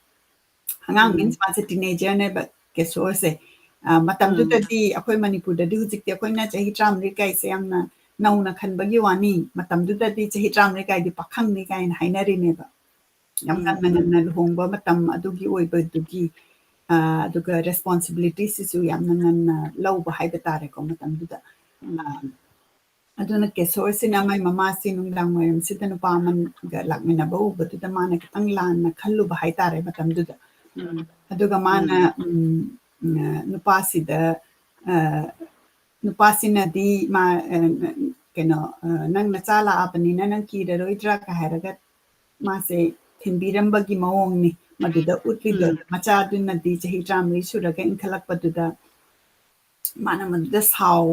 ki bahai tare mai wakhanse aduga mama sina di wana hala kanda chaka thungaga chaksa siga yakida badu mathangi numit sida mana mama si tuminna follow tawrakanda mai mama sina dukki sagraba nungsaduda arumba pot urakanda sagai daga chatlaga mai manual labor tawbadu urakanda mana maduda mama se halakanda mai makong pairak khoramba adugi summary dune aduga mana maduda aina summarize tawbada only 1-2 words ta tawbagi wani maduda iba ꯃꯃꯥꯗꯨꯒꯤ description ꯑꯗꯒꯤ ꯃꯅꯤꯄꯨꯔꯒꯤ ꯃꯇꯝꯗꯨꯗ ꯑꯩꯈꯣꯏꯒꯤ ꯆꯠꯅꯕꯤ ꯍꯥꯏꯕ ꯇꯥꯔꯦꯀꯣ ꯆꯥꯛ ꯊꯣꯡꯕꯗ ꯐꯤ ꯍꯣꯡꯕ ꯑꯗꯒꯤ ꯃꯌꯥꯝꯅ ꯀꯥꯏ ꯆꯠꯂꯤꯅꯣꯒ ꯍꯥꯏꯔꯀꯥꯟꯗ ꯀꯩ ꯍꯥꯏꯅꯤ ꯑꯗꯨꯃꯥꯏꯅ ꯂꯦꯕꯔ ꯇꯧꯕꯁꯤꯅ ꯈꯤꯇꯪ ꯍꯟꯊꯅ ꯍꯦꯛ ꯌꯦꯡꯕꯤꯕ ꯑꯗꯨꯒ ꯄꯣꯠ ꯌꯣꯟꯕ ꯐꯤ ꯌꯣꯟꯕ ꯀꯩꯊꯦꯜꯗ ꯐꯤ ꯌꯣꯟꯕꯁꯤꯅ ꯈꯔ ꯑꯃꯨꯛ ꯑꯦꯂꯤꯚꯦꯇꯦꯠ ꯀꯦꯔꯤꯌꯔ ꯆꯣꯏꯁ ꯑꯣꯏꯕ ꯑꯗꯨꯒꯨꯝꯕ ꯌꯥꯝꯅ ꯐꯖꯕ ꯄꯤꯛꯈ꯭ꯔꯕ ꯁꯣꯔꯠ ꯁ꯭ꯇꯣꯔꯤꯁꯤꯗ ꯌꯥꯝ ꯐꯖꯅ ꯎꯠꯂꯤ 하이나 아이나 간자이 봄나 막나 동기 못 가리레이 해봐도 간비요 메시지 따오비로 ꯑꯗꯨꯅꯤ ꯌꯥꯝ ꯐꯖꯕ ꯍꯥꯏꯗꯤ ꯍ꯭ꯌꯨꯃꯦꯟ ꯁꯥꯏꯀꯣꯂꯣꯖꯤꯁꯦ ꯑꯩꯈꯣꯏꯒꯤ ꯑꯩꯅ ꯄꯣꯛꯄ ꯏꯆꯥ ꯑꯣꯏꯔꯒꯁꯨ ꯗꯤꯐꯔꯦꯟ ꯃꯥꯏꯟ ꯗꯤꯐꯔꯦꯟ ꯀꯩꯅꯣꯅꯤ ꯑꯗꯨꯅ ꯉꯁꯥꯏꯒꯤ ꯃꯇꯝꯗꯨꯗꯗꯤ ꯅꯨꯄꯤ ꯑꯃꯅ ꯃꯥꯒꯤ ꯆꯪꯐꯝ ꯁꯥꯡꯈ꯭ꯔꯕꯗꯨꯗ ꯃꯣꯏꯁꯦ ꯊꯕꯛ ꯁꯨꯕ ꯁꯨꯃꯤꯟꯅꯕ ꯀꯥꯡꯕꯨ ꯑꯣꯏꯔꯝꯕ ꯌꯥꯏ ꯃꯦꯕꯤ ꯀꯣ ꯑꯇꯣꯞꯄꯗꯤ ꯑꯣꯏꯔꯝꯃꯣꯏ ꯑꯗꯨꯅ ꯑꯩ ꯈꯔ ꯃꯆꯥꯅꯨꯄꯥꯗꯨꯅ ꯂꯥꯛꯑꯀꯥꯟꯗ ꯊꯥꯗꯣꯛꯑꯝꯃꯒ ꯅꯪ ꯅꯆꯥꯅꯨꯄꯥ ꯂꯩꯔꯦꯒ ꯍꯥꯏꯗꯨ ꯌꯥꯝꯅ ꯒꯨꯗ ꯔꯤꯂꯦꯁꯟꯗꯨꯁꯨ ꯅꯨꯄꯥꯒꯤ ꯃꯇꯦꯡꯁꯤꯁꯨ ꯂꯧꯗꯕ ꯌꯥꯗꯕ ꯑꯩ ꯑꯊꯦꯡ ꯑꯃꯝꯗꯗꯤ ꯅꯨꯄꯤ ꯑꯩꯁꯤꯒꯤ ꯄꯥꯡꯒꯟ ꯁꯣꯟꯊꯕꯁꯨ ꯂꯩꯗꯅ ꯑꯗꯨ ꯃꯥꯅ ꯎꯠꯄꯅꯤ ꯑꯗꯨꯒ ꯃꯇꯝꯗꯨꯗ ꯌꯥꯝ ꯆꯝꯅꯕ ꯑꯗꯒꯤ ꯅꯤꯁꯥ ꯄꯁꯥ ꯀꯔꯤ ꯀꯔꯥ ꯆꯥꯗꯅ ꯈꯣꯠꯇꯅ ꯃꯤ ꯑꯃꯅ ꯑꯃꯕꯨ ꯕꯤꯁꯥꯁ ꯀꯥꯇꯛ ꯇꯧꯕ ꯍꯣꯏ ꯑꯗꯨ ꯃꯇꯝꯗ ꯐꯠꯇꯕ ꯂꯩꯇꯕꯗꯤ ꯅꯠꯇꯦꯀꯣ ꯌꯥꯝ ꯇꯥꯡꯅ ꯑꯗꯨꯃꯥꯏꯅ ꯂꯩꯕ ꯑꯗꯨꯒ ꯁꯃꯥꯖꯁꯤꯗ ꯃꯇꯝꯗꯨꯗ ꯅꯤꯡꯊꯧ ꯄꯥꯟꯕ ꯃꯇꯝꯒꯤ ꯋꯥꯔꯤ ꯑꯣꯏꯔꯒꯗꯤ ꯅꯤꯡꯊꯧꯁꯤꯕꯨ ꯌꯥꯝ ꯀꯤꯅꯒ ꯆꯠꯂꯒ ꯀ꯭ꯔꯥꯏꯝꯁꯦ ꯀꯌꯥ ꯇꯧꯗꯕ ꯑꯗꯨꯅ ꯍꯧꯖꯤꯛꯇꯒ ꯌꯦꯡꯅꯔꯨꯔꯒꯗꯤ ꯚꯦꯔꯤ ꯗꯤꯐꯔꯦꯟ ꯀꯩꯅꯣꯅꯤ ꯑꯗꯨꯅ ꯉꯁꯥꯏꯒꯤ ꯃꯆꯥꯅꯨꯄꯥꯗꯨꯅꯁꯨ ꯂꯥꯟꯅ ꯈꯜꯂꯨꯔꯦꯀꯣ ꯑꯩꯅ ꯃꯃꯥꯁꯤ ꯅꯨꯡꯁꯤꯗꯅ ꯃꯥꯅ ꯂꯥꯁꯇꯒ ꯍꯥꯏꯗꯤ ꯑꯦꯛꯁꯀ꯭ꯌꯨꯁ ꯇꯧꯅꯕꯗꯣ ꯑꯅꯤꯗꯣ ꯇꯧꯅꯗꯕ ꯀꯥꯡꯕꯨ ꯑꯃꯁꯨ ꯂꯩꯇꯕ ꯅꯠꯇꯦ ꯑꯗꯨꯝ ꯊꯥꯗꯣꯛꯅꯕ ꯑꯗꯨꯒ ꯑꯌꯥꯝꯕꯅꯗꯤ ꯃꯆꯥꯁꯦ ꯅꯨꯄꯤꯅꯗꯤꯅꯦ ꯃꯆꯥꯁꯦ ꯊꯥꯗꯣꯛꯄ ꯉꯝꯗꯕꯅꯦꯕ ꯑꯗꯣ ꯅꯨꯄꯥꯁꯤꯡꯁꯤꯗꯤ ꯑꯗꯨꯝ ꯃꯥꯒꯤ ꯃꯅꯥꯛꯇ ꯂꯩꯕ ꯃꯤꯗꯨꯅꯕꯨ ꯀꯩꯅꯣ ꯑꯣꯏꯈ꯭ꯔꯒꯗꯤ ꯃꯆꯥꯀꯁꯤ ꯅꯨꯡꯁꯤꯗꯦꯕ ꯃꯁꯤ ꯁꯦꯡꯅ ꯑꯗꯨꯝ ꯍꯥꯏꯖꯒꯦ ꯃꯅꯨꯡꯗ ꯅꯨꯡꯁꯤꯔꯝꯃꯁꯨ ꯃꯣꯏ ꯅꯨꯡꯁꯤꯕ ꯉꯝꯗꯦꯕ ꯃꯣꯏꯅ ꯑꯦꯅꯤ ꯃꯥꯏ ꯃꯅꯥꯛꯇ ꯂꯩꯕ ꯃꯤꯗꯨꯅꯅꯦ ꯃꯤ ꯍꯥꯏꯕꯗꯤ ꯃꯥꯒꯤ ꯂꯣꯏꯅꯕꯤꯗꯣ ꯑꯗꯨꯅꯕꯨ ꯗꯣꯃꯤꯅꯦꯠ ꯇꯧꯈ꯭ꯔꯕ ꯑꯗꯨꯅ ꯃꯥꯏ ꯃꯆꯥꯕꯨ ꯅꯨꯡꯁꯤꯕ ꯉꯝꯗꯦ ꯑꯗꯨꯅ ꯑꯗꯨꯒꯤ ꯁꯣꯁꯤꯌꯦꯜ ꯄ꯭ꯔꯣꯕ꯭ꯂꯦꯝꯁꯦ ꯁꯥꯍꯤꯇ꯭ꯌ ꯑꯁꯤꯗ ꯑꯏꯕꯅ ꯎꯠꯊꯣꯛꯏꯅ ꯍꯥꯏꯖꯕꯩ ꯋꯥꯅꯤ ꯑꯩ ꯀꯅꯥꯕꯨꯁꯨ ꯀ꯭ꯔꯤꯇꯤꯁꯥꯏꯖ ꯇꯧꯖꯕꯗꯤ ꯅꯠꯆꯗꯦꯀꯣ ꯍꯣꯏ ꯑꯗꯨꯁꯨ ꯑꯣꯏꯕꯗꯤ ꯌꯥꯝꯅ ꯑꯩꯈꯣꯏꯒꯤ ꯏꯃꯥꯅ ꯎꯕꯗ ꯃꯗꯨꯒꯤ ꯄꯔꯁꯦꯟꯇꯦꯖꯁꯨ ꯌꯥꯝꯃꯝꯕ ꯌꯥꯏ ꯑꯗꯨꯕꯨ ꯃꯄꯥꯅ ꯃꯆꯥ ꯅꯨꯡꯁꯤꯕꯒꯤ ꯋꯥꯔꯤꯁꯨ ꯌꯥꯝꯅ ꯑꯗꯨꯝ ꯂꯩ ꯑꯗꯨꯒ ꯑꯩꯈꯣꯏꯒꯤ ꯂꯤꯇꯔꯦꯆꯔꯗ ꯃꯄꯥꯅ ꯃꯆꯥ ꯅꯨꯡꯁꯤꯕꯒꯤ ꯋꯥꯔꯤ ꯑꯗꯨꯒ ꯃꯃꯥꯅ ꯃꯆꯥ ꯍꯨꯟꯗꯣꯛꯈ꯭ꯔꯒ ꯆꯠꯈꯤꯕꯒꯤ ꯋꯥꯔꯤꯁꯨ ꯌꯥꯝ ꯂꯩꯀꯣ ꯑꯗꯣ ꯃꯁꯤ ꯍꯦꯟꯅ ꯂꯩ ꯂꯩ ꯑꯗꯨꯝꯅꯗꯤ ꯑꯣꯏꯔꯕꯗ ꯑꯅꯤꯁꯤ ꯀꯝꯄꯤꯌꯔ ꯇꯧꯅꯗꯅ ꯌꯦꯡꯕ ꯃꯇꯝꯗꯅꯦ ꯅꯝꯕꯔ ꯑꯅꯤꯁꯦ ꯁꯥꯏꯠ ꯇꯧꯅꯕ ꯃꯇꯝꯗ ꯅꯨꯄꯥꯁꯤꯡꯁꯤꯗꯤ ꯑꯇꯣꯞꯄ ꯅꯨꯄꯤ ꯂꯩꯈ꯭ꯔꯒꯗꯤ ꯃꯣꯏꯅ ꯃꯆꯥꯁꯤ ꯐꯅ ꯅꯨꯡꯁꯤꯔꯁꯨ ꯅꯨꯡꯁꯤꯕ ꯐꯣꯡꯗꯣꯛꯄ ꯁꯨꯡꯉꯝ ꯉꯝꯗꯦꯕ ꯑꯗꯨ ꯅꯨꯄꯤꯁꯤꯡꯗꯨꯁꯨ ꯃꯥꯅ ꯂꯩꯔꯤꯕ ꯅꯨꯄꯥꯗꯣ ꯍꯦꯛ ꯀꯥꯏꯅꯈꯤꯕ ꯃꯇꯝꯗ ꯃꯥꯏ ꯅꯨꯄꯥꯗꯣ ꯑꯗꯨꯅ ꯐꯠꯇꯕ ꯃꯤ ꯑꯣꯏꯔꯝꯃꯕ ꯃꯥꯒꯤ ꯂꯩꯍꯧꯔꯤꯕ ꯃꯆꯥꯗꯣ ꯃꯥꯅ ꯅꯨꯡꯁꯤꯕ ꯉꯝꯗꯦꯕ ꯃꯅꯥꯛꯇ ꯂꯩꯕ ꯃꯤꯗꯨꯅ ꯀꯟꯀꯔ ꯇꯧꯔꯒ ꯗꯣꯃꯤꯅꯦꯠ ꯇꯧꯔꯒ ꯃꯥꯏꯟꯁꯦ ꯄꯨꯔꯒ ꯆꯠꯂꯤ ꯍꯥꯏꯖꯕꯅꯤꯗ ꯑꯩꯅ ꯍꯥꯏꯖꯕꯗꯤ ꯑꯗꯨꯅ ꯃꯁꯤ ꯊꯣꯛꯇꯅꯕ ꯑꯩꯅ ꯑꯩꯒꯤ ꯃꯔꯨꯞ ꯑꯃ ꯌꯥꯝ ꯅꯨꯡꯁꯤꯅꯕꯀꯣ ꯑꯩꯒ ꯀꯩꯅꯣꯅꯤ ꯌꯥꯝꯅ ꯀ꯭ꯂꯣꯖ ꯐ꯭ꯔꯦꯟ ꯍꯥꯏꯇꯥꯔꯦꯀꯣ ꯑꯗꯨꯅ ꯑꯩꯒꯤ ꯀꯩꯅꯣ ꯃꯔꯨꯞ ꯅꯨꯄꯤ ꯑꯃ ꯂꯩꯈꯤꯗꯕ ꯀꯦꯊꯔꯤꯟ ꯍꯥꯏꯅꯀꯣ ꯃꯆꯥꯁꯦ ꯅꯨꯄꯥ ꯑꯃꯒ ꯅꯨꯄꯤ ꯑꯍꯨꯝꯒ ꯍꯨꯟꯗꯣꯛꯑꯝꯃꯤꯀꯣ ꯃꯥꯅ ꯍꯨꯟꯗꯣꯛꯑꯝꯕꯁꯦ ꯃꯥꯁꯨ ꯂꯩꯇꯕꯁꯤꯗ ꯌꯥꯝ ꯅꯨꯡꯉꯥꯏꯇꯦ ꯃꯥꯏ ꯐꯤꯌꯔꯋꯦꯜꯁꯦ ꯑꯩꯅ ꯋꯥ ꯉꯥꯡꯉꯦꯕ ꯑꯗꯩꯗꯨꯗ ꯑꯩꯅ ꯍꯥꯏ ꯃꯥꯒꯤ ꯍꯁꯕꯦꯟꯗꯨꯁꯨ ꯀꯞꯄꯦ ꯅꯨꯃꯤꯠꯇꯣ ꯃꯥ ꯅꯧꯕꯅꯤꯅ ꯃꯥꯁꯦ ꯀꯞꯄꯦ ꯃꯥꯁꯨ ꯌꯥꯝ ꯋꯥꯅ ꯍꯧꯔꯛꯄ ꯎꯈ꯭ꯔꯨꯜꯒꯤꯅꯤ ꯑꯗꯩꯗꯨꯗ ꯑꯩꯅ ꯅꯪꯁꯦ ꯅꯪꯒꯤ ꯅꯆꯥꯁꯦ ꯑꯩꯅ ꯑꯇꯩꯗꯤ ꯍꯥꯏꯗ꯭ꯔꯦꯕ ꯅꯪꯒꯤ ꯅꯆꯥ ꯃꯔꯤ ꯅꯨꯡꯁꯤꯕꯁꯦ ꯅꯪ ꯄꯨꯟꯁꯤꯒꯤ ꯑꯣꯏꯅ ꯅꯨꯡꯁꯤꯌꯨꯀꯣ ꯑꯣꯏꯅ ꯍꯥꯏꯌꯦꯕ ꯄꯨꯟꯁꯤꯒꯤ ꯑꯣꯏꯅ ꯅꯨꯡꯁꯤꯌꯨꯀꯣ ꯑꯣꯏꯅ ꯑꯗꯣ ꯃꯆꯥꯁꯤꯡꯁꯦ ꯃꯇꯤꯛ ꯂꯣꯏ ꯆꯥꯏ ꯐꯥꯔꯁ ꯁꯦꯀꯦꯟ ꯊꯥꯔꯠ ꯐꯣꯔꯠꯇꯨꯗꯤ ꯈꯔ ꯄꯤꯕꯅꯦ ꯑꯩ ꯄꯥꯎ ꯈꯪꯈꯤꯗ꯭ꯔꯦ ꯑꯗꯩꯗꯨꯗ ꯀꯣꯟꯊꯪꯗꯗꯤ ꯃꯥꯁꯦ ꯑꯇꯣꯞꯄ ꯃꯃꯥ ꯑꯃ ꯂꯩꯔꯦ ꯍꯥꯏ ꯃꯃꯥ ꯑꯃ ꯂꯩꯔꯦꯅ ꯍꯦꯛꯇ ꯅꯨꯡꯁꯤꯗꯕꯗꯤ ꯅꯠꯇꯦꯕ ꯃꯤꯁꯦ ꯑꯗꯨ ꯃꯥꯏ ꯃꯆꯥ ꯑꯃꯗ ꯑꯩꯅ ꯔꯤꯄꯨꯇꯦꯁꯟꯁꯦ ꯀꯃꯥꯏꯅ ꯇꯧꯒꯦꯅ ꯃꯦꯗꯥꯝ ꯕꯕꯥꯗꯣ ꯃꯥꯒꯤꯗꯃꯛꯇ ꯃꯥꯒꯤ ꯄ꯭ꯔꯥꯏꯚꯦꯁꯤ ꯀꯔꯤ ꯀꯥꯗꯣ ꯑꯩꯈꯣꯏꯗ ꯍꯥꯏꯕ ꯌꯥꯗꯕ ꯃꯇꯥꯡ ꯌꯥꯎꯏ ꯏꯃꯥꯗꯨꯅ ꯗꯥꯏꯇ ꯄꯨꯈꯤꯕꯁꯦ ꯑꯩꯈꯣꯏ ꯑꯁꯨꯛꯀꯤ ꯃꯇꯤꯛ ꯅꯨꯡꯉꯥꯏ ꯃꯥꯁꯨ ꯑꯗꯨꯝ ꯐꯩ ꯍꯥꯏꯗꯅ ꯑꯗꯨꯃꯥꯏꯅ ꯃꯆꯥ ꯅꯨꯄꯤ ꯑꯃ ꯀꯩꯅꯣ ꯇꯧꯋꯤ ꯃꯥꯗꯤ ꯕꯦꯡꯀꯤ ꯑꯣꯐꯤꯁꯥꯔꯒ ꯑꯣꯏꯗꯅ ꯇꯧꯋꯦ ꯑꯗꯨꯃꯥꯏꯅ ꯇꯧꯋꯦ ꯑꯗꯨꯅ ꯑꯩꯗꯤ ꯗꯥꯏꯔꯦꯛ ꯑꯗꯨꯝ ꯍꯪꯕꯁꯨ ꯑꯗꯨꯝ ꯈꯔ ꯍꯪꯒꯜꯂꯦꯕ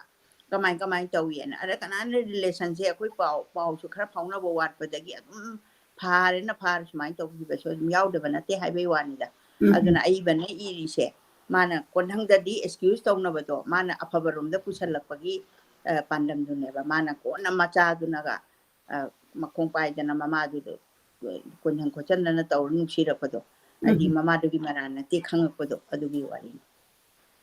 aduna yamna phajana human gi kano utpaduni aidi akoina reflect over kanda akoina su mi se lan na dum khallu ba yawi dana ado khallu ba yaw ba se dai sita na tragana akoi bu lan na khanbi ba yaw ba su lei ado da akoi se excuse tau na draga di mi se amuk thengna ra kanda adum e mana adu tau grera ga khana ra ga dum lei ba du na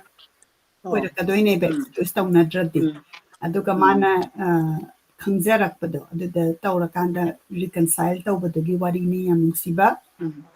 Ranjan Yumnam na like share mention khara to biramoy Ranjan Yumnam ga ngangom kanta luang ga sinangasi akoigi yamna Library of Manipur gi show si campaign tawbiri aduna ngangom kanta luang amadi Ranjan Yumnam bu akoina thagachari sumaina isagi platform ni haina khanbiraga akoina hainadana akoi miyam tawribasi Manipuri literature gi damakta tawbani haina khanba sumain tawdana akoigi youth si hena tholakpa oisanu aduna nabani singasi yamna piklaba khudol amatang tamjage akoigi diary Ekjaba art na semjaba diary amamam tangtol tawjage aduna Ranjan Yumnam amadi ngangom kanta luang na adomgi number amtang share tawbiro aduga hummingbird tagi akoigi diary si collect tawbinabagi damakta ningsingjari aduga ngasagi wari macha hojiki amna nungsiba wari macha 1976 ta author ne ikibani Nesina Nirmala Rajkumari ne yam phajai wari si oza haine ibirei adagi mathangi wari sina kari nungino haibasida amok masisu yamna akhoi Manipur da yamna common prevalent oiba nupilon bagi wari ni nupilon lakanda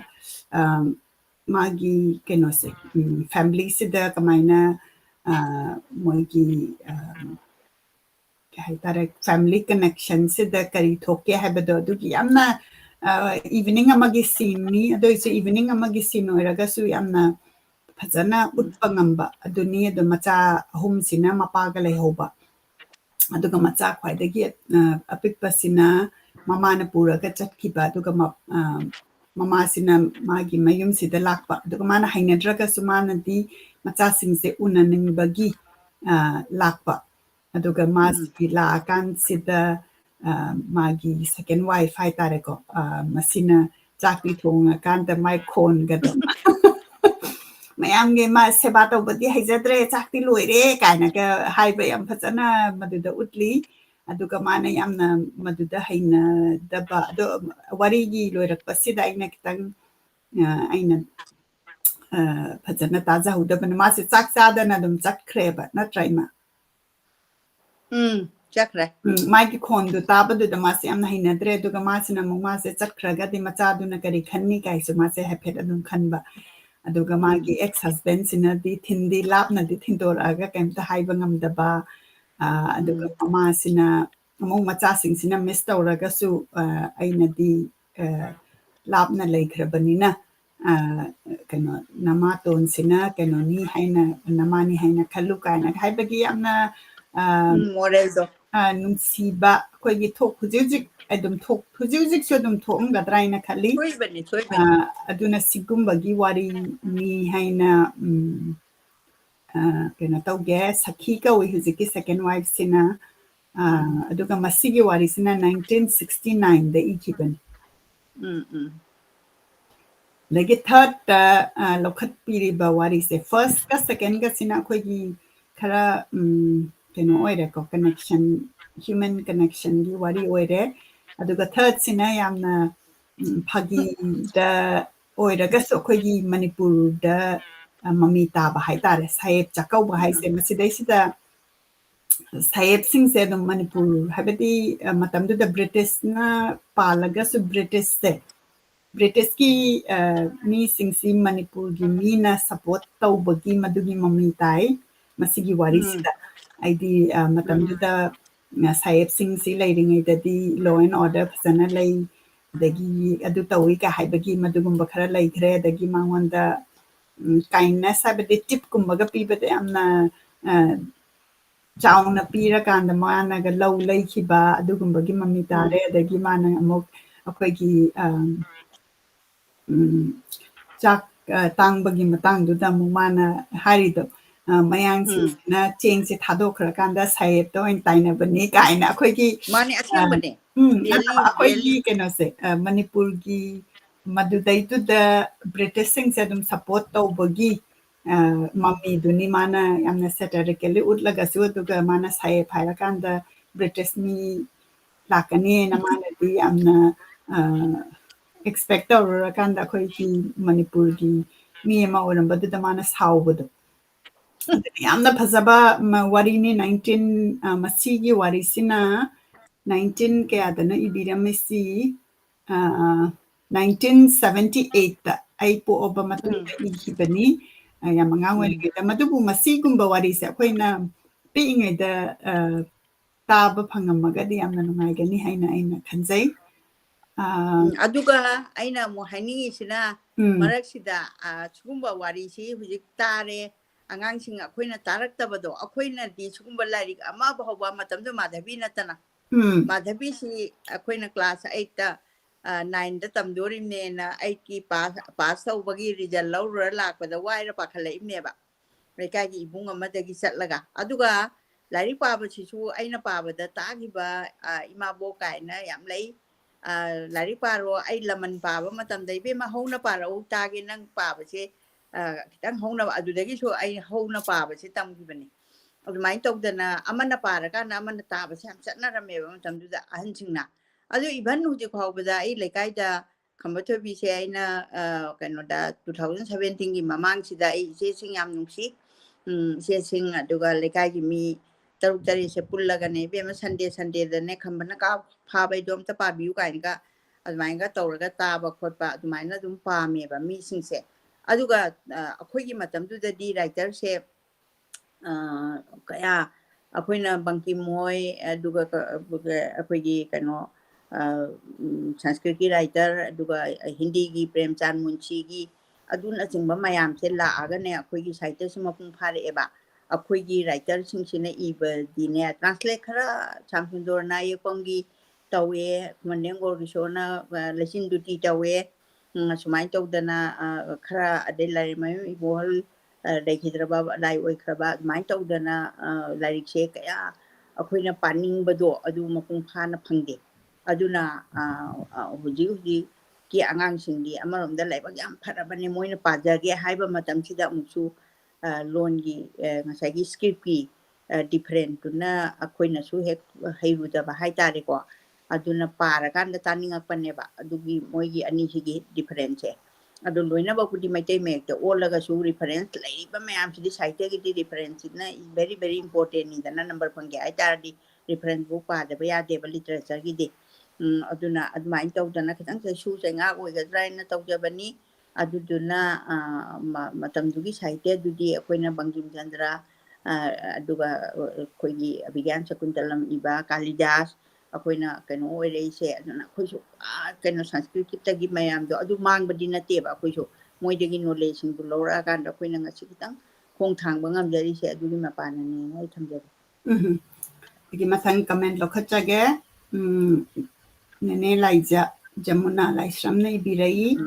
ꯑꯣꯖꯥ ꯔꯖꯅꯤꯀꯥꯟꯇꯒꯤ ꯈꯨꯠꯏꯗ ꯌꯨꯝꯒꯤ ꯅꯨꯄꯤꯅ ꯃꯆꯥꯒꯤ ꯃꯄꯨꯔꯣꯏꯕꯒꯤꯗꯃꯛ ꯊꯃꯣꯏ ꯂꯀꯥꯅꯨꯡꯗ ꯀꯔꯤ ꯈꯜꯂꯤꯕꯒꯦ ꯀꯔꯤ ꯇꯧꯕꯒꯦ ꯀꯔꯝꯕ ꯊꯃꯣꯏ ꯅꯤꯡꯉꯥꯏꯅꯣ ꯑꯃ ꯍꯦꯛ ꯍꯦꯛ ꯃꯆꯦꯛꯅ ꯃꯌꯥꯅ ꯐꯣꯡꯅꯕ ꯍꯣꯠꯅꯕ ꯌꯥꯝꯅ ꯐꯖꯕ ꯈꯨꯠꯊꯥꯅꯤ ꯍꯥꯏꯅ ꯂꯧꯖꯩ ꯍꯥꯏꯗꯤ ꯑꯩꯈꯣꯏꯒꯤ ꯅꯨꯄꯤ ꯑꯣꯏꯕꯒꯤ ꯄꯨꯛꯅꯤꯡꯗ ꯂꯩꯕꯁꯦ ꯃꯥꯅ ꯔꯥꯏꯇꯔꯁꯤ ꯅꯨꯄꯥ ꯑꯣꯏꯔꯒꯁꯨ ꯌꯥꯝꯅ ꯐꯖꯅ ꯏꯊꯣꯔꯛꯄꯗꯣ ꯃꯗꯨꯒꯤ ꯊꯥꯒꯠ ꯋꯥꯍꯩꯅꯤ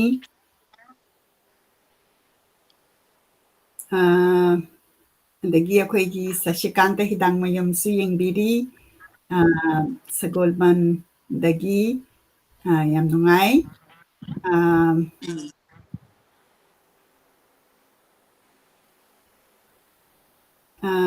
ꯑꯗꯒꯤ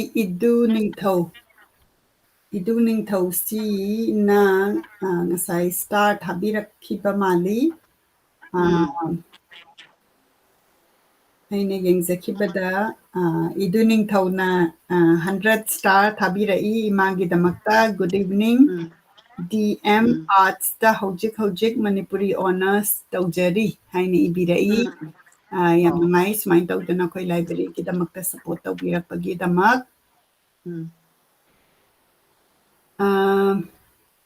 ꯔꯥꯖꯦꯁ ꯂꯨꯋꯥꯡ ꯅ ꯃꯌꯥꯝ ꯇꯦꯛ ꯇꯧꯕꯤꯔꯤ ꯃꯂꯌꯥ ꯃꯣꯏꯔꯥꯡꯊꯦꯝ ꯑꯩꯈꯣꯏꯒꯤ ꯑꯣꯊꯔ ꯑꯩꯈꯣꯏꯅ ꯐꯤꯆꯔ ꯇꯧꯖꯈꯤꯕ ꯂꯥꯁ ꯄ꯭ꯔꯤꯚꯤꯌꯁ ꯋꯤꯛꯇ ꯃꯥꯁꯤ ꯌꯦꯡꯕꯤꯔꯤ ꯌꯥꯝ ꯅꯨꯡꯉꯥꯏ ꯋꯥꯔꯤꯁꯤ ꯐꯖꯩ ꯇꯥꯕꯗ ꯌꯥꯝꯅ ꯅꯨꯡꯉꯥꯏ ꯍꯥꯏꯅ ꯏꯕꯤꯔꯛꯏ ꯅꯤꯔꯃꯂꯥ ꯔꯥꯖꯀꯨꯃꯥꯔꯤꯅ ꯌꯥꯝꯅ ꯅꯣꯛꯅꯤꯡꯉꯤ ꯑꯣꯖꯥ ꯗ꯭ꯔꯃꯥꯒ ꯑꯣꯏꯅ ꯌꯦꯡꯂꯗꯤ ꯌꯥꯝꯅ ꯅꯨꯡꯉꯥꯏꯅꯤ ꯍꯥꯏꯔꯤ ꯌꯥꯝ ꯅꯨꯡꯉꯥꯏꯅꯤ ꯗ꯭ꯔꯃꯥꯁꯤ ꯑꯩꯅ ꯃꯅꯤꯄꯨꯔꯗ ꯊꯣꯛꯂꯛꯄꯗ ꯗ꯭ꯔꯃꯥꯒ ꯁꯥꯟꯅꯔꯤꯕ꯭ꯔꯥꯗꯤ ꯈꯪꯗꯦ ꯑꯗꯨꯒꯨꯝꯕ ꯌꯦꯡꯅꯤꯡꯉꯤ ꯑꯩꯈꯣꯏ ꯊꯥꯏꯅ ꯑꯉꯥꯡ ꯑꯣꯏꯔꯤꯉꯩꯗ ꯗ꯭ꯔꯃꯥ ꯈꯔ ꯏꯃꯥꯅ ꯄꯨꯕꯤꯔꯛꯏ ꯑꯩꯈꯣꯏꯒꯤ ꯈꯣꯟꯗ꯭ꯔꯥꯝꯒꯤ ꯏꯙꯧꯅꯒ ꯌꯥꯎꯕ ꯑꯗꯨꯒꯨꯝꯕ ꯑꯩꯅ ꯈꯔ ꯏꯃꯥꯅ ꯄꯨꯕꯤꯕꯗ ꯈꯔ ꯎꯈ꯭ꯔꯦ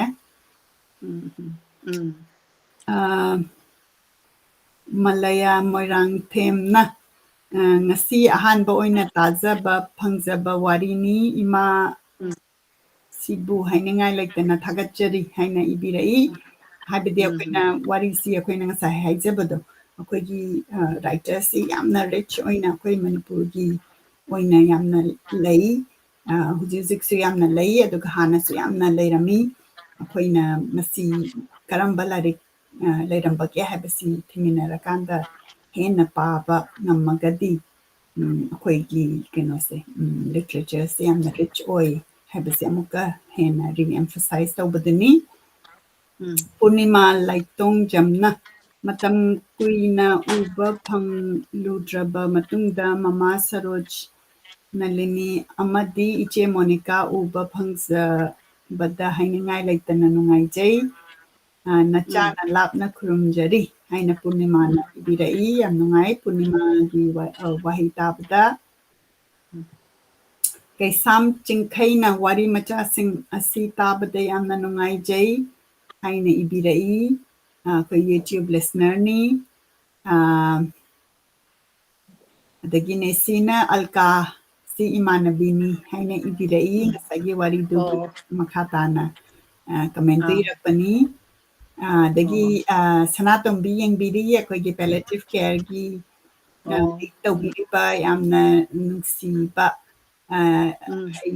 ꯁꯅꯥꯇꯣꯝꯕꯤꯅ ꯅꯍꯥꯟꯃꯨꯛ ꯑꯩꯒꯤ ꯒ꯭ꯔꯤꯟ ꯐꯅꯦꯛ ꯄꯤꯕꯗꯣ ꯑꯩ ꯁꯤꯗ ꯁꯦꯠꯂꯤ ꯌꯥꯝ ꯅꯨꯡꯁꯤ ꯕꯤꯅꯀꯥ ꯃꯨꯇꯨꯝꯅ ꯏꯃꯥꯅ ꯄꯥꯕꯤꯔꯛꯄ ꯋꯥꯔꯤꯁꯤ ꯇꯥꯕꯗ ꯑꯁꯨꯛꯀꯤ ꯃꯇꯤꯛ ꯅꯨꯡꯉꯥꯏꯖꯩ ꯍꯥꯏꯔꯤ ꯑꯗꯨꯅ ꯌꯦꯡꯉꯨ ꯉꯁꯤ ꯋꯥꯔꯤ ꯑꯍꯨꯝ ꯑꯩꯈꯣꯏ ꯀꯣꯛꯁꯤꯗ ꯂꯩꯔꯦ ꯑꯗꯨꯅ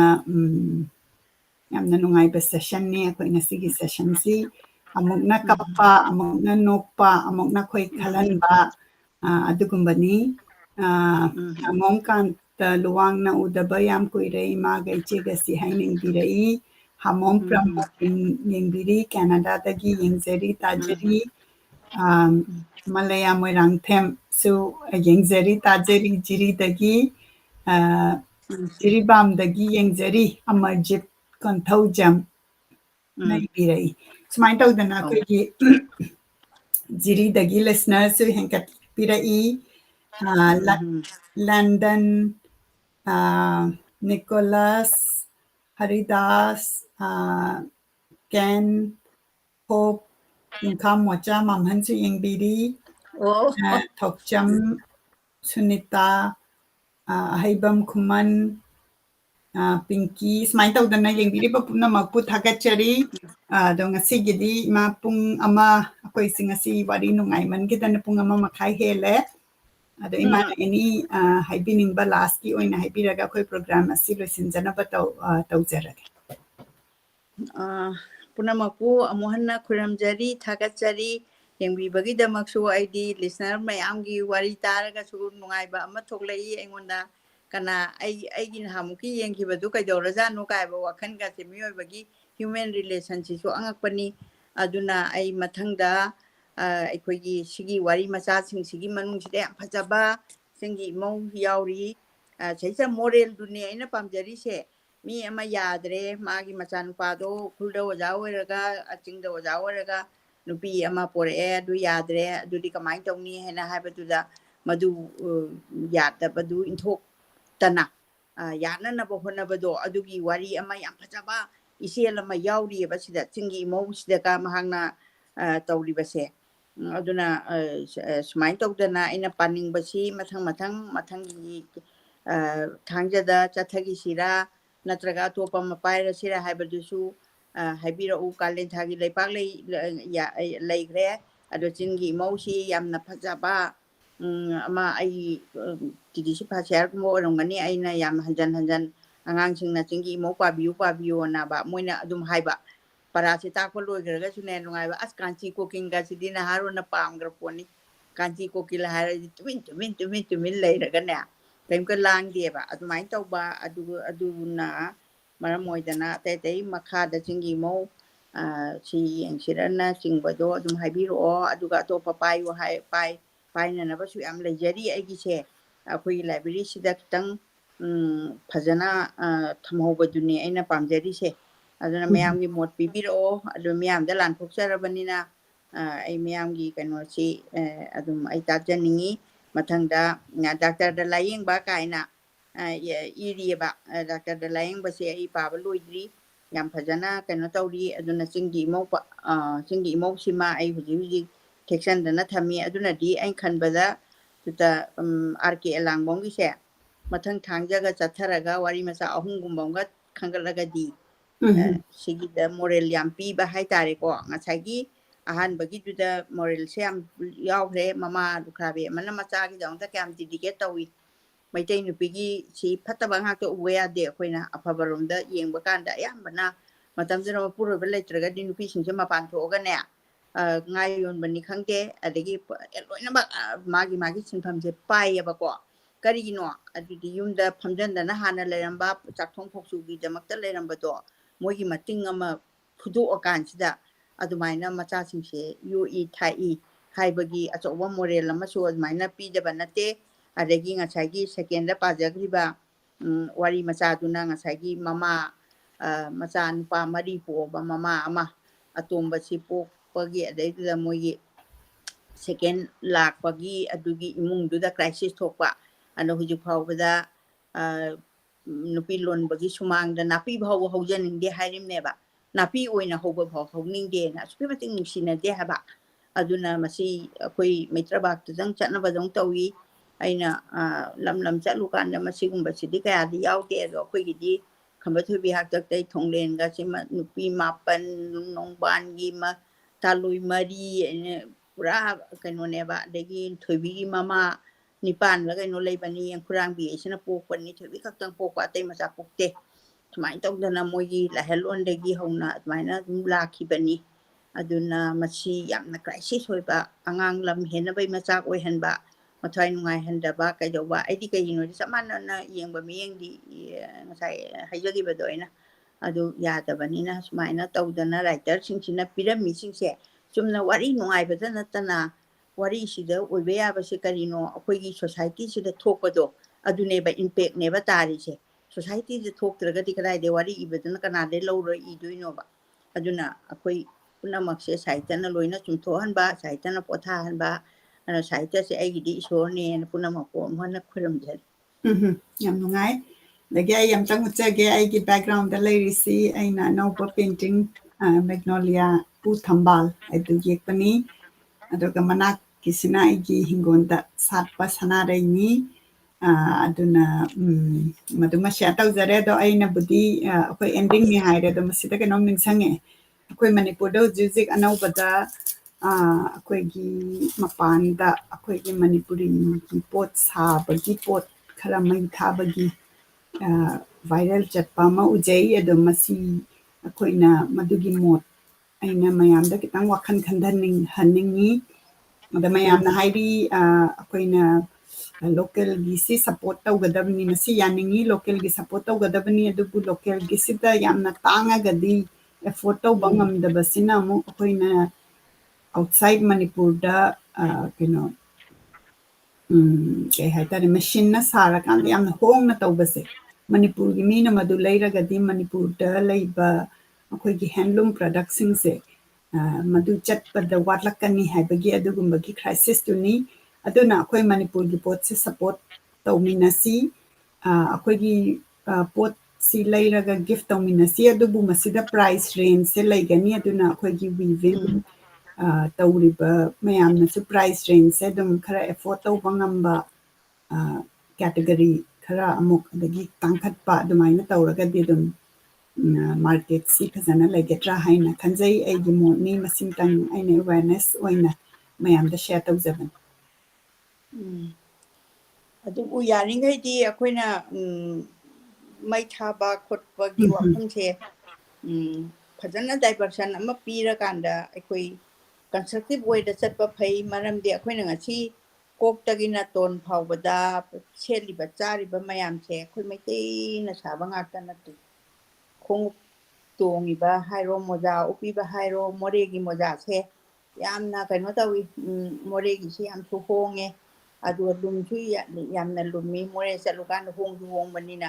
ꯃꯔꯤ ꯃꯉꯥ ꯄꯣꯔꯛꯏ ꯑꯩꯈꯣꯏ ꯃꯩꯇꯩꯒꯤ ꯁꯩꯁꯤꯗ ꯃꯣꯖꯥꯗꯨ ꯄꯨꯊꯣꯛꯄꯁꯤ ꯉꯝꯗ꯭ꯔꯤꯕꯅꯤꯅ ꯃꯣꯏꯒꯤꯗꯣ ꯑꯗꯨꯗ ꯃꯩꯗꯨ ꯊꯥꯗꯣꯛꯇꯅ ꯍꯦꯛ ꯃꯥꯡꯍꯟꯕꯗꯤ ꯑꯩꯒꯤ ꯑꯩꯈꯣꯏ ꯃꯩ ꯊꯥꯕ ꯍꯥꯏꯅ ꯑꯩꯈꯣꯏꯗꯤ ꯃꯩ ꯊꯥꯕꯁꯤ ꯌꯥꯝꯅ ꯆꯠꯅꯩ ꯃꯁꯤ ꯑꯩ ꯌꯥꯝ ꯅꯨꯡꯉꯥꯏꯖꯗꯦ ꯑꯩꯈꯣꯏꯒꯤ ꯂꯧꯗ ꯂꯧꯐꯝꯗ ꯃꯤꯒꯤ ꯐꯧꯕꯩ ꯄꯩꯗꯅ ꯊꯝꯕꯗꯨꯕꯨ ꯆꯥꯡꯒꯣꯏ ꯑꯣꯏꯅꯈꯩ ꯃꯩ ꯊꯥꯗꯣꯛꯄ ꯉꯝꯕ ꯀꯥꯏꯁꯦ ꯌꯥꯝ ꯇꯧꯍꯩꯗꯕ ꯏꯁꯣꯔꯒꯤ ꯗꯟꯗꯤ ꯑꯃꯁꯨ ꯂꯩꯕꯅꯤ ꯀꯔꯤꯒꯤꯅꯣꯗ ꯑꯩꯅ ꯎꯖꯕꯗ ꯀꯩꯅꯣꯁꯤꯗ ꯄꯥꯎꯁꯤꯗ ꯑꯗꯨꯒ ꯐꯦꯁꯕꯨꯛꯇ ꯀꯔꯤ ꯌꯨꯇ꯭ꯌꯨꯕꯇ ꯀꯔꯤ ꯁꯨꯝ ꯌꯦꯡꯖꯕꯁꯤꯗ ꯐꯧꯁꯦ ꯑꯩꯈꯣꯏꯒꯤ ꯂꯥꯏꯔꯦꯝꯕꯤꯅꯦꯅ ꯑꯩꯈꯣꯏ ꯐꯧꯑꯣꯏꯕꯤꯅꯦꯅ ꯍꯧꯖꯤꯛ ꯐꯥꯎꯕ ꯍꯅꯨꯕꯤ ꯀꯥꯏꯅ ꯑꯩꯈꯣꯏꯒꯤ ꯋꯥꯈꯜꯂꯣꯟ ꯌꯥꯝ ꯂꯩ ꯍꯩꯈꯤꯕ ꯅꯨꯃꯤꯠꯇ ꯀꯣꯠ ꯀꯥꯕ ꯌꯥꯗꯦ ꯈꯥꯏꯕ ꯌꯥꯗꯦ ꯑꯗꯨꯒ ꯂꯧꯁꯦ ꯄꯦꯡꯈ꯭ꯔꯀꯥꯟꯗ ꯂꯧꯁꯦ ꯁꯥꯠꯂꯛꯑꯀꯥꯟꯗ ꯂꯧꯁꯦ ꯃꯔꯨ ꯍꯜꯂꯛꯑꯀꯥꯟꯗ ꯁꯣꯛꯅꯗꯦꯕ ꯑꯗꯨꯗꯤ ꯍꯥꯏꯕꯗꯤ ꯑꯩꯈꯣꯏꯅ ꯑꯉꯥꯡ ꯄ꯭ꯔꯦꯒꯅꯦꯟ ꯑꯣꯏꯔꯀꯥꯟꯗ ꯊꯨꯒꯥꯏꯕꯒ ꯆꯞ ꯃꯥꯟꯅꯩꯑꯕ ꯑꯗꯣ ꯑꯉꯥꯡ ꯄ꯭ꯔꯦꯒꯅꯦꯟ ꯑꯣꯏꯔꯐꯥꯎꯗ ꯑꯩꯈꯣꯏ ꯊꯨꯒꯥꯏꯅꯔꯦ ꯍꯧꯖꯤꯛ ꯊꯨꯒꯥꯏꯕ ꯆꯠꯂꯨ ꯌꯥꯗꯕ ꯑꯉꯥꯡ ꯀꯌꯥꯝ ꯁꯣꯏꯅꯥꯏꯗꯅ ꯂꯩꯔꯦ ꯇꯧꯍꯩꯗꯕ ꯄꯣꯠꯁꯤꯗꯤ ꯑꯉꯥꯡꯁꯤꯡ ꯇꯥꯔꯒꯗꯤ ꯃꯣꯏꯗꯤ ꯑꯗꯨꯝ ꯃꯃꯥ ꯂꯩꯕꯥꯛ ꯅꯤꯡꯕꯅꯦ ꯍꯥꯏꯁꯤꯔꯥ ꯑꯗꯨ ꯁꯥꯎꯔꯛꯀꯅꯤ ꯑꯗꯨꯁꯨ ꯑꯩꯗꯤ ꯑꯍꯟ ꯑꯃ ꯑꯣꯏꯅ ꯃꯩ ꯊꯥꯗꯅ ꯍꯦꯛ ꯃꯥꯡꯍꯟꯕꯗꯨꯗꯤ ꯀꯩꯅꯣ ꯑꯗꯣ ꯑꯩꯈꯣꯏꯒꯤ ꯄꯣꯠꯇꯨꯅ ꯑꯩꯈꯣꯏ ꯈꯛꯇ ꯍꯤꯡꯖꯕ ꯉꯝꯕ ꯂꯩꯄꯥꯛꯇꯤ ꯑꯣꯏꯗ꯭ꯔꯤꯑꯕ ꯑꯩꯈꯣꯏꯁꯦ ꯑꯩꯈꯣꯏꯅ ꯈꯣꯡꯗꯒꯤꯅ ꯇꯣꯟ ꯐꯥꯎꯕꯗ ꯅꯨꯄꯥ ꯃꯆꯥ ꯑꯃꯅꯁꯨ ꯁꯦꯠꯂꯤꯕ ꯃꯌꯥꯝ ꯆꯥꯔꯤꯕ ꯃꯌꯥꯝꯁꯦ ꯑꯩꯈꯣꯏꯒꯤ ꯑꯝꯇ ꯅꯠꯇ꯭ꯔꯤꯑꯕ ꯑꯗꯨ ꯑꯣꯏꯔꯒꯗꯤ ꯄꯣꯠꯇꯨ ꯃꯩ ꯊꯥꯕꯗ ꯀꯥꯟꯅꯔꯤꯕ꯭ꯔꯥ ꯀꯥꯟꯅꯗꯕ꯭ꯔꯥ ꯚꯦꯂꯨ ꯂꯩꯕ꯭ꯔꯥ ꯑꯩꯁꯦ ꯈꯤꯇꯪ ꯈꯟꯊꯍꯟꯅꯤꯡꯉꯤ ꯏꯆꯥꯁꯤꯡ ꯏꯁꯨꯁꯤꯡꯒꯨꯝꯕ ꯑꯣꯏꯔꯝꯒꯅꯤ ꯏꯆꯥꯁꯤꯡꯗꯤ ꯌꯥꯝ ꯆꯥꯎꯅꯔꯦ ꯑꯩꯈꯣꯏꯒꯤꯗꯤ ꯏꯁꯨ ꯌꯥꯝ ꯆꯥꯎꯔꯦ ꯑꯗꯨꯅ 12 ꯀꯥ ꯂꯣꯏꯕ ꯏꯁꯨ ꯌꯥꯎꯔꯦ ꯍꯧꯖꯤꯛ ꯑꯗꯨꯅ ꯃꯔꯝ ꯑꯣꯏꯗꯅ ꯏꯁꯨꯁꯤꯡꯒꯨꯝꯕꯅꯤ ꯑꯗꯨꯅ ꯃꯩ ꯍꯦꯛ ꯊꯥꯗꯣꯛꯄ ꯀꯩꯗꯧꯕꯁꯤꯗꯤ ꯌꯥꯝ ꯇꯧꯍꯩꯗꯕ ꯃꯤ ꯃꯌꯨꯝ ꯍꯦꯛ ꯃꯩ ꯊꯥꯕꯤꯕ ꯃꯥꯗꯤ ꯂꯝ ꯍꯦꯜꯂꯕꯅꯤ ꯀꯩꯗꯧꯕꯅꯦꯅ ꯃꯌꯥꯝ ꯆꯪꯗꯅ ꯃꯩ ꯍꯦꯛ ꯆꯨꯕꯤꯕ ꯑꯗꯩ ꯌꯨꯝꯒ ꯍꯦꯛ ꯁꯤꯗꯣꯛꯄ ꯃꯁꯤ ꯉꯝꯃꯤ ꯍꯥꯏꯗꯅꯀꯣ ꯃꯥ ꯃꯔꯥꯟꯗꯤ ꯌꯥꯝ ꯂꯩꯔꯝꯕ ꯌꯥꯏ ꯃꯌꯥꯝ ꯆꯪꯗꯅꯅꯦ ꯃꯥ ꯄꯨꯊꯣꯛꯑꯒ ꯐꯖꯅ ꯒ꯭ꯌꯥꯟ ꯇꯥꯍꯟꯕꯁꯦ ꯃꯁꯤ ꯑꯩꯒꯤ ꯃꯣꯠꯇꯗꯤ ꯑꯗꯨꯃꯥꯏꯅ ꯄꯥꯝꯖꯩ ꯃꯁꯤ ꯑꯃꯨꯛ ꯍꯥꯏꯔꯒ ꯉꯁꯤꯒꯤꯗꯤ ꯂꯣꯏꯁꯤꯜꯂꯁꯤ ꯏꯕꯦꯝꯃ ꯑꯗꯣ ꯃꯊꯪꯒꯤ ꯊꯥꯡꯖꯁꯤꯗ ꯑꯥꯔ ꯀꯦ ꯑꯂꯥꯡꯕꯝꯒꯤꯁꯦ ꯂꯩꯍꯧꯔꯤꯕ ꯋꯥꯔꯤ ꯃꯆꯥꯁꯤꯗꯒꯤ ꯑꯍꯨꯝꯒꯨꯝꯕꯗꯪ ꯑꯃꯒ ꯑꯩ ꯂꯥꯟꯊꯣꯛꯄ ꯉꯝꯕ꯭ꯔꯥ ꯍꯥꯏꯅ ꯑꯩ ꯌꯦꯡꯖꯔꯒꯦ ꯑꯅꯤꯗꯤ ꯉꯝꯅꯤ ꯑꯅꯤꯗꯤ ꯍꯣꯏ ꯌꯥꯡꯅ ꯉꯝꯃꯤ ꯉꯥꯏꯍꯥꯛ ꯄꯣꯊꯥꯔꯒ ꯍꯣꯏ ꯑꯅꯤꯔ ꯑꯍꯨꯝꯂ ꯈꯟꯒꯠꯄꯤꯔꯣ ꯑꯗꯒꯤ ꯑꯩꯈꯣꯏꯒꯤ ꯑꯣꯊꯔ ꯖꯤꯔꯤꯗꯒꯤ ꯃꯂꯌꯥ ꯃꯣꯏꯔꯥꯡꯊꯦꯝꯅꯁꯨ ꯋꯥꯔꯤꯁꯤ ꯃꯈꯥ ꯆꯠꯊꯕ ꯄꯥꯝꯖꯩ ꯍꯥꯏꯅ ꯃꯥꯒꯤ ꯃꯣꯠꯁꯨ ꯄꯤꯕꯤꯔꯛꯏ ꯊꯦꯡꯛ ꯌꯨ ꯃꯇꯥꯡ ꯏꯆꯥ ꯑꯁꯤꯗ ꯃꯂꯌꯥ ꯃꯇꯥꯡ ꯑꯁꯤꯗ ꯑꯩꯈꯣꯏꯒꯤ ꯄ꯭ꯔꯣꯒ꯭ꯔꯥꯝ ꯑꯁꯤ ꯂꯣꯏꯁꯤꯟꯖꯔꯒꯦ ꯑꯩꯈꯣꯏ ꯃꯅꯤꯄꯨꯔꯤ ꯂꯤꯇꯔꯦꯆꯔꯁꯤ ꯇꯥꯃꯤꯟꯅꯁꯤ ꯈꯪꯃꯤꯟꯅꯁꯤ ꯑꯗꯣꯝꯒꯤ ꯐꯦꯚꯔꯦꯠ ꯁ꯭ꯇꯣꯔꯤ ꯂꯩꯔꯒꯁꯨ ꯁꯣꯏꯗꯅ ꯃꯦꯁꯦꯖ ꯇꯧꯕꯤꯔꯛꯎ ꯑꯗꯨꯒ ꯑꯩꯈꯣꯏꯒꯤ ꯔꯥꯏꯇꯔ ꯍꯧꯖꯤꯛ ꯍꯧꯖꯤꯛ ꯂꯩꯔꯤꯕ ꯔꯥꯏꯇꯔꯁꯤꯡꯁꯤ ꯑꯩꯈꯣꯏ ꯄ꯭ꯔꯃꯣꯠ ꯇꯧꯃꯤꯟꯅꯁꯤ ꯂꯥꯏꯔꯤꯛ ꯂꯩꯃꯤꯟꯅꯁꯤ ꯈꯪꯃꯤꯟꯅꯁꯤ ꯍꯥꯏꯔꯒ ꯉꯁꯤꯒꯤꯗꯤ ꯂꯣꯏꯁꯤꯟꯖꯔꯒꯦ ꯈꯨꯔꯨꯝꯖꯔꯤ ꯄꯨꯝꯅꯃꯛꯄꯨ ꯍꯟꯅ ꯈꯨꯔꯨꯝꯖꯔꯤ ꯃꯊꯪꯒꯤ ꯊꯥꯡꯖꯗ ꯑꯃꯨꯛ ꯎꯅꯃꯤꯟꯅꯔꯁꯤ ꯑꯁꯨꯝꯅ ꯄꯥꯎꯖꯦꯜ